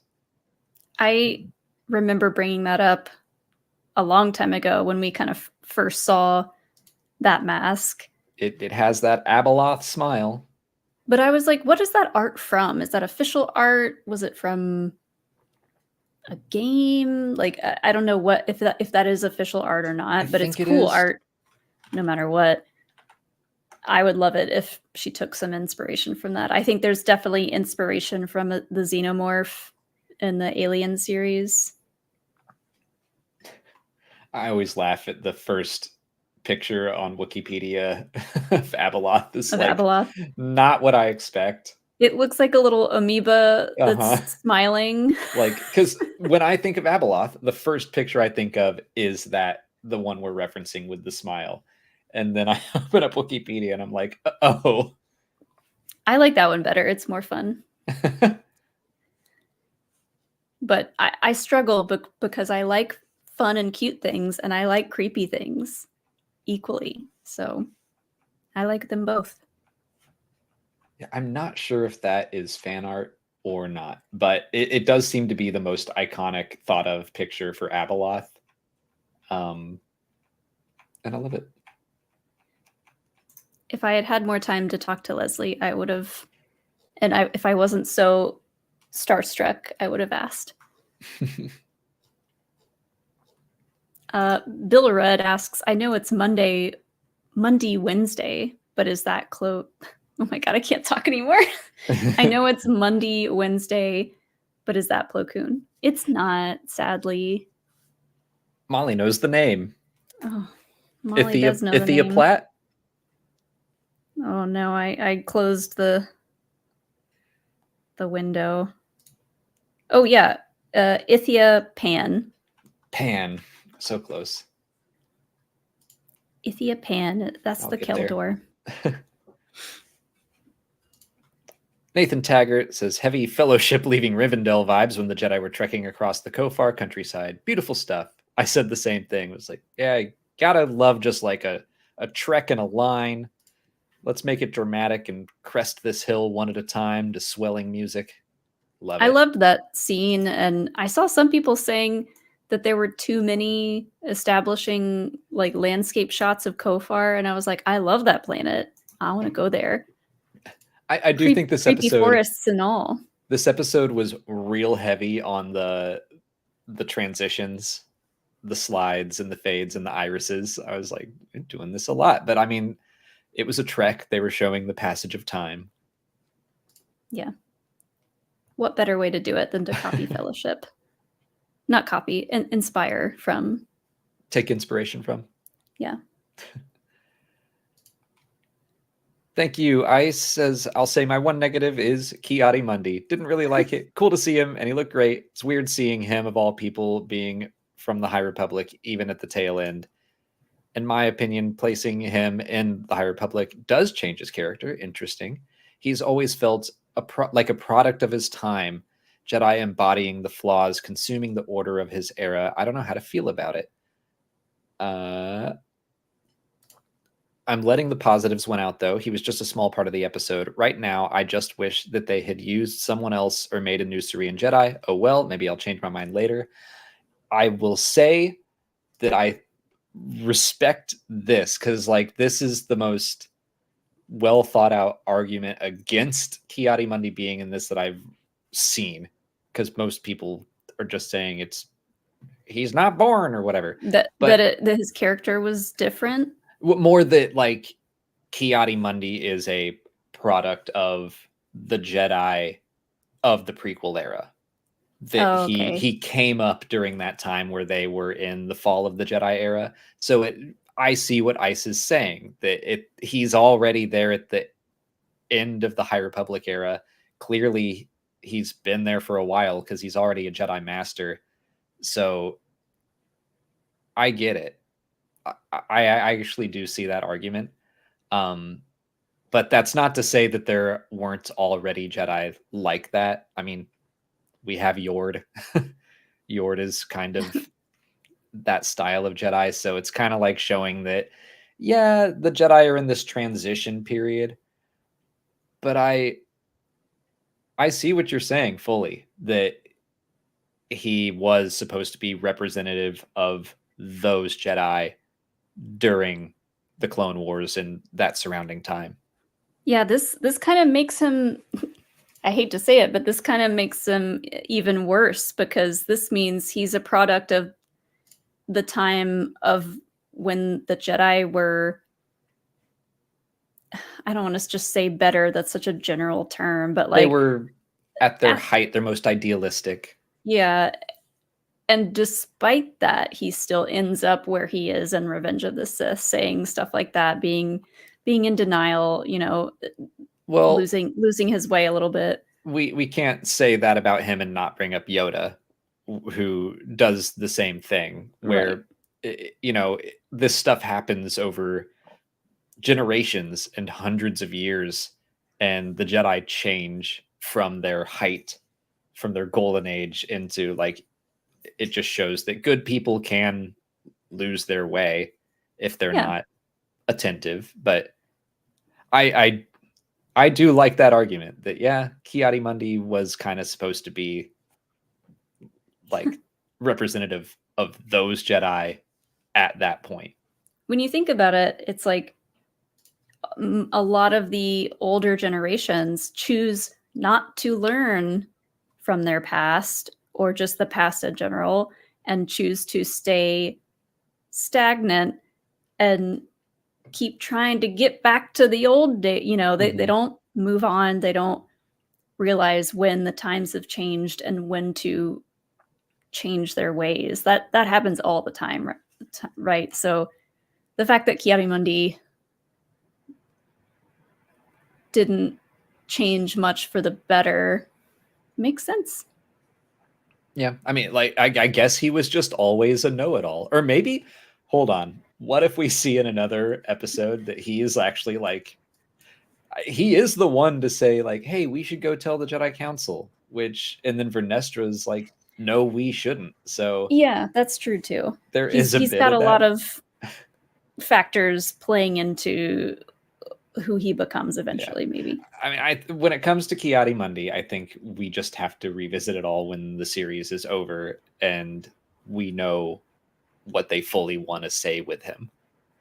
And then we can decide, like, was it worth it to do that or not? Or like, at the end of the day, it's not going to be that big of a deal. But for the diehards who are discussing the show every week and are in our chat and stuff, like, we'll debate whether or not it was worth it. And the casuals will be like, who are you even talking about? Because that's what my friend who has been texting me his reactions to each episode, I was like, would you like to hear the drama of the week? And he was like, what are you talking about? He's probably like, oh no, what is it now?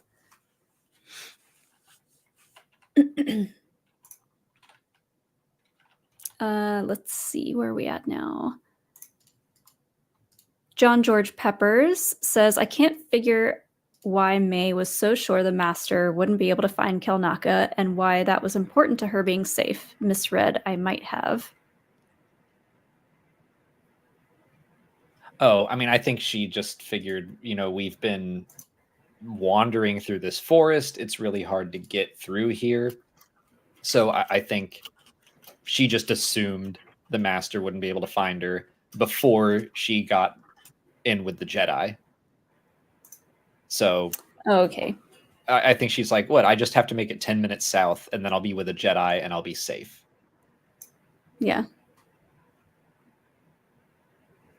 I think, if I'm understanding the question correctly. I think so, yeah.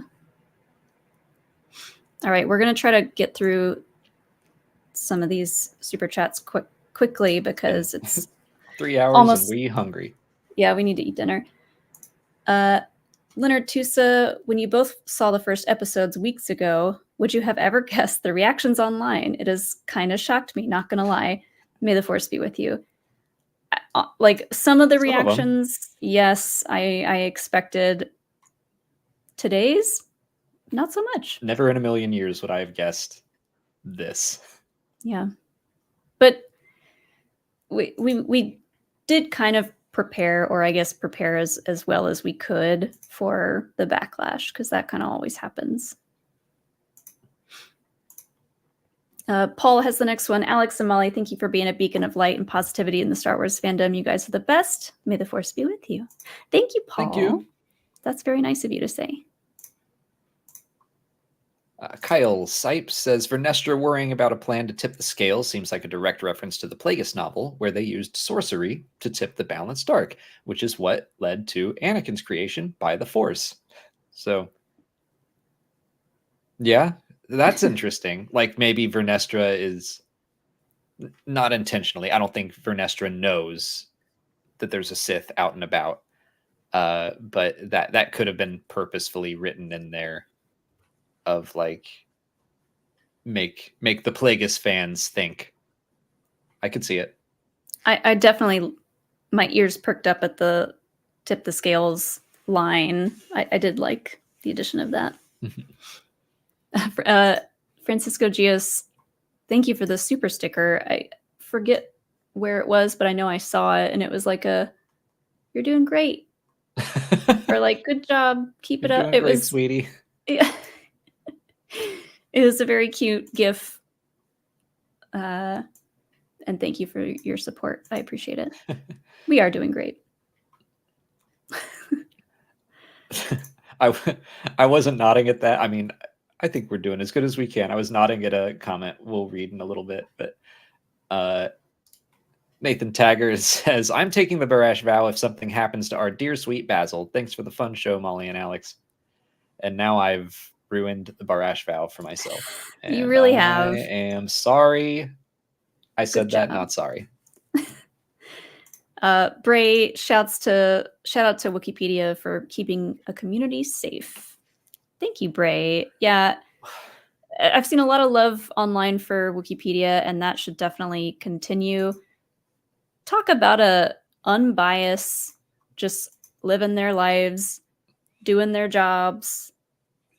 Like Wikipedia is doing it for them, doing it for all of us. Like we would be struggling without Wikipedia doing what we do. They're a huge part of this community, and no one should be bullying them or overwriting or sending their lackeys to the website to like mess everything up. Don't do that. Yeah, that's exactly what happened. I was talking to Wikipedia earlier today, the website Wikipedia.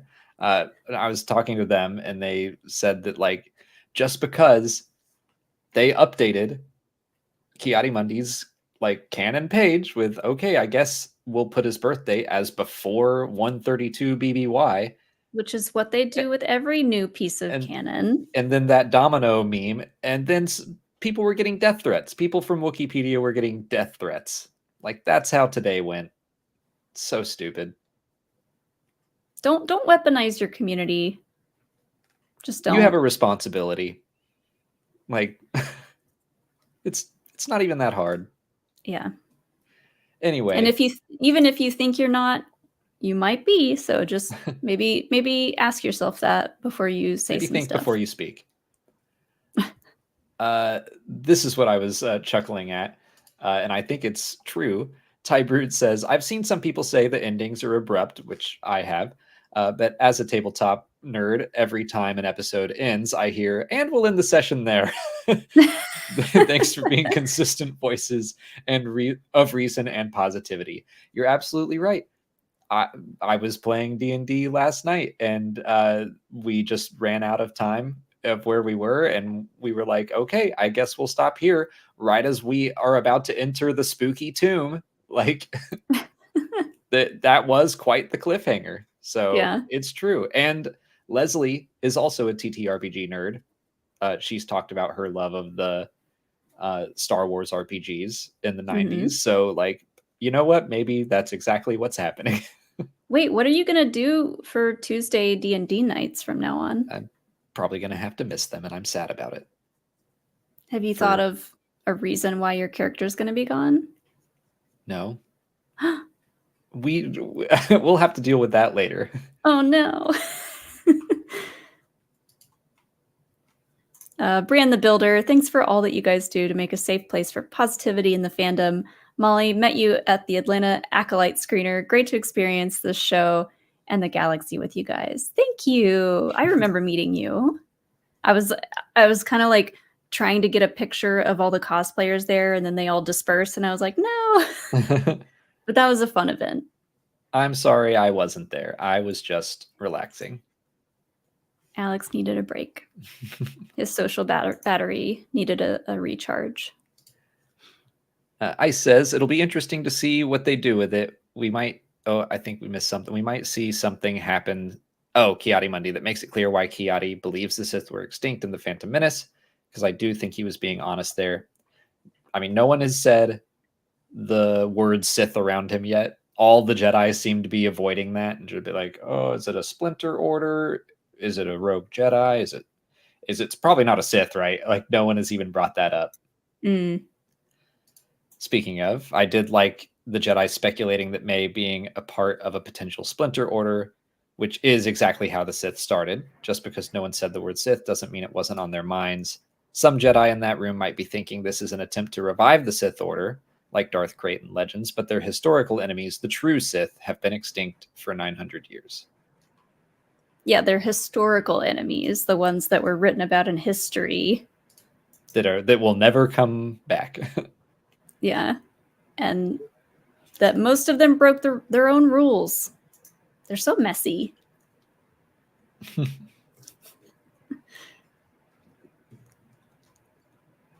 Jacob Gould says, am I missing something here? I thought the whole point of this current era of Star Wars was to view new points of view through a familiar lens. Full disclosure, I'm not really online if I don't have to be. Wow, Yeah, what's that like? that's smart.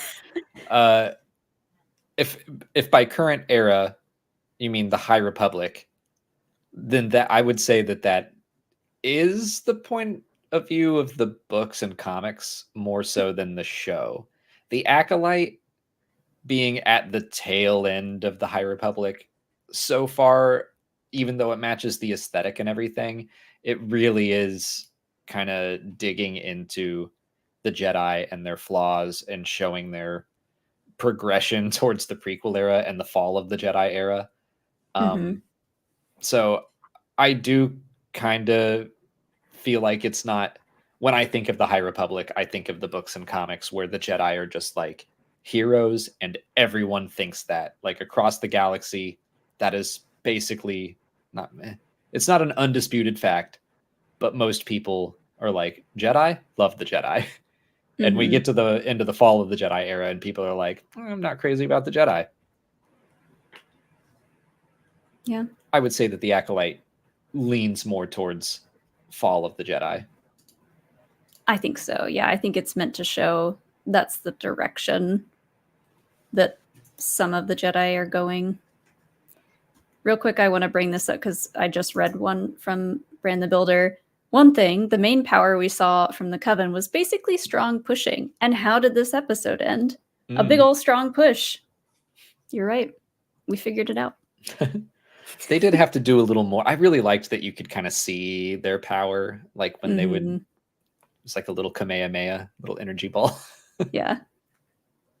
I like that the idea of that Sith only really being able to do really strong pushes is funny. We're still going to talk about this. Nadia, thank you, says some people are upset that Ki-Adi-Mundi made an appearance. I was surprised, but pleased. I really want to know, what is the lifespan of a Saurian? Don't know right now. Nobody knows. At least 100 years, maybe 200. It used to be more or less a human's lifespan in Star Wars Legends. Clearly, they have changed that. But the answer is we don't know. I mean, Ki-Adi-Mundi had little tufts of white hair when we saw him in Revenge of the Sith, right? And in Phantom Menace, yeah. His hair had gone white. So he was pretty old. At least 100. At least 100. And we just don't know how old he is now. And we don't know how long. But he was really spry. So I don't know. I might say like 150 to 200 maybe. 150 would make him pretty young in the act. I'm gonna lean close to 200. That would give him enough time to be a master. Like then he could be like 70 right now, and he's still looking good with the brown beard, brown hair, unless he's dying. I kind of wished they'd given him a little goatee or a mustache or something. Just something to make him a little more hip. Just so he could be like, I don't know, I was trying something back then, you know? He had facial hair. Did he? I think so. Maybe not. I don't know. We got to move on.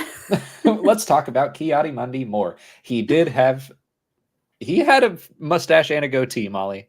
What am I thinking of then? I don't know. I've just been looking at his giant, weird, bald head. Can't take your eyes off of it. I don't know. I'm losing it. Yeah, he needed bangs. That's exactly what he needed. He just like flipped his ponytail up and down. Oh my gosh. I know he wasn't completely bald, but you know, a lot of his head is skin. And that's weird. It's a lot of head there. I'm the Ben Dude. Just want to say thank you for keeping it light and your community healthy. Love you too. Thank you. Thank you, Ben Dude. Lord Hosk, don't look deep into the dark side, bud. Hole. I agree. Don't ever do that. Way to say that slowly. Yeah, gotta say it slow. Matt Store, What about Tormund Giantsbane showing up at the? That was Tormund? Oh, never mind.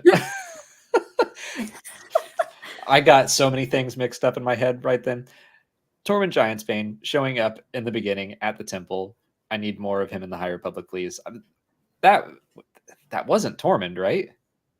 No, I don't think That so. was But not Christopher. Alex, I don't know how to Alex say was like, "Aren't you excited to see another ginger Jedi?" And I was like, "I mean, yeah, I guess." He Don't had cool act like that's braids. a weird thing for me to ask. You got to talk to Cameron Monaghan and just talked about how great it was to have a redheaded Jedi, and both of you were like, "Yay, redheads!" What? And so I Well, saw another redheaded Jedi, and I was like, "Yay, another one!"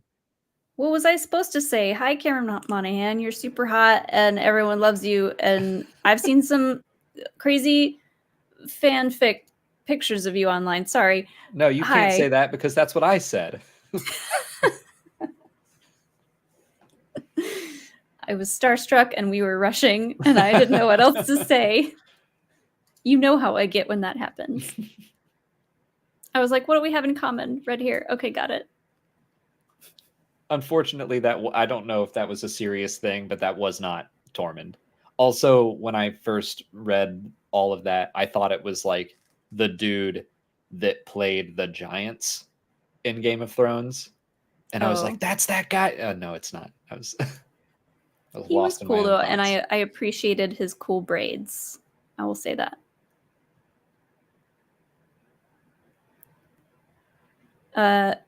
Yarden had a super chat. Super sticker, probably. Oh, was it a super sticker? Maybe. I don't know. I hate that those don't show up in StreamYard. Yeah. But thank you. We appreciate it. We'll see if I can find it in chat. Ultima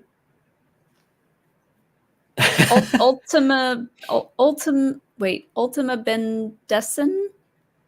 Thank you for the super chat. Would it be too indulgent to have Yoda do a hallway fight scene like Vader (parentheses Rogue One) and Luke (parentheses Mando Season 2)? Let's save that for Acolyte Season 3 when Yoda is finally in it and he just like destroying. Yeah. I don't know who he'd be fighting against, but we had some fun discussions about Yoda being in potential Season 2 of this in one of our last Q&As, but it was just silly discussion. Look, everyone loves a good hallway fight scene. It's always fun. It's always good. I say go for it. If Yoda gets a chance to bounce around a hall, especially if it's like a hall with bookcases and stuff, things he can pop around on. He loves to bounce around. He's really good at it. Mandalorian Jedi Avenger, thank you for becoming a member of the 603rd. We love our members on this channel, and they're called members of the 603rd because we starting all of our live streams at 6:03 because I was always 3 minutes late. And there's the lore behind Company 603. Galen Good says not to keep you from food, but I want to thank you too for being awesome. Thank you, Galen. I appreciate it, Galen. I'm going to jump to this one from Jacob again. Thank you. I was more referring to as the current era of Star Wars to the last few years of shows we've been getting. And I think being offline is great. It's the real world Barash Vow. I love that. Yeah, it really is. Now I need to jump back, and it was like getting a new point of view. I'm trying to find it. I'm sorry. Oh, the other super chat. The last few years of shows we've been getting, like the current era of Star Wars being a new point of view, but like with through a different lens, a familiar lens. Yeah, my brain is fried. Here we go. The current era of Star Wars was to view new points of view through a familiar lens. Yeah, I mean, I would say that that's probably what they should be doing and are trying to do, is bring in different creators like Tony Gilroy making Andor. I don't necessarily think George Lucas would have made a show like that. Maybe he would have, but Tony Gilroy, kept it very grounded, less pulpy, George seemed to really revel in the pulp and in creating new fantastic worlds, and Tony wanted to tell like a very human story. So, but it still had those Star Wars familiar elements with it. So, yeah, I mean, I think that that's what Star Wars should be doing, is to bring in filmmakers and storytellers who want to keep the aesthetic, keep the spirit of Star Wars, always keep the hope intact. You know, I think that some people maybe haven't vibed with, like Zack Snyder talks about how he was going to make a Star Wars, and then he went and did Rebel Moon instead. And I'll haven't seen part 2. I'll leave my opinions of Rebel Moon to the side.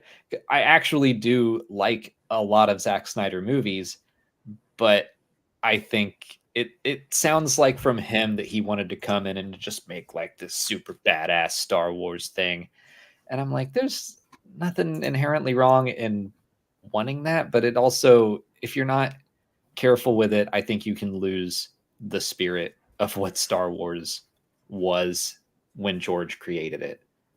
So I think as long as people are trying to keep that spirit, I mean, like Andor is a bleak show, but it still has hope in it. So I don't know. That's kind of what I'm getting at. I don't know. I feel like I've ranted and I am speaking nonsense at this point. I get what you're saying. Yeah, I mean, yes, we love seeing Star Wars from all these different directors and creators, and especially now with writers' rooms, we're getting to the point of like some really interesting storytelling. But there's also something to keeping a good balance. You know, that's something that George talked a lot about, the Jedi needing to find balance. That counts with storytelling as well. So I think we should wrap up here pretty soon, because we are going to do a little fun little raid, and I want to do it before they're done streaming. Real quick, we got Alex Von Gollum. Love that name. Regardless of total hours viewed, Acolyte ends up getting. I still hope we get some live action High Republic in its apex. You two rock. Thank you. Agreed. I'd love to see full on High Republic in the Light of the Jedi kind of era. And I wanted to save this one because it was just nice, and also from Ice again. Thank you. Last one. Just want to say thank you for creating a safe space to talk about Star Wars. Grateful for the light you guys bring to the fandom, and appreciate your trust about Lean Castana earlier. Good night, guys. You're welcome. Yeah. Thank you, Ice. Well, thank you, everyone. We have a redirect, YouTube calls it, basically a raid. When we end this stream, it's going to send you over to Resistance Broadcast, because they are doing their Acolyte after show right now. So if you want to keep on talking about the Acolyte and Ki-Adi-Mundi, only talk about Ki-Adi-Mundi's birthday if they bring it up. But who's our guest for next week? Next week is Children of the Watch, I think. Let me double check. Because that's who's on Resistance Broadcast right now. Well, then great. You're going to get a preview of next week, because Children of the Watch is our guest for episode 5 next week. But we are going to end the stream tonight. Thank you all. This genuinely was a lot of fun after a crazy day. So everyone have a great night. We should be streaming Legos tomorrow. I saw Tater Tot ask. We've got a Lego stream tomorrow. Got to finish that TIE Interceptor. Tell John and Lacey we said hi, and give them lots of love for their show. They're great creators. And tell Children of the Watch we said hi too. And you look forward to seeing them on our show next week. Not tomorrow, next week. Next week. Thank you, everyone. Have a great night. May the Force be with you, for light and life.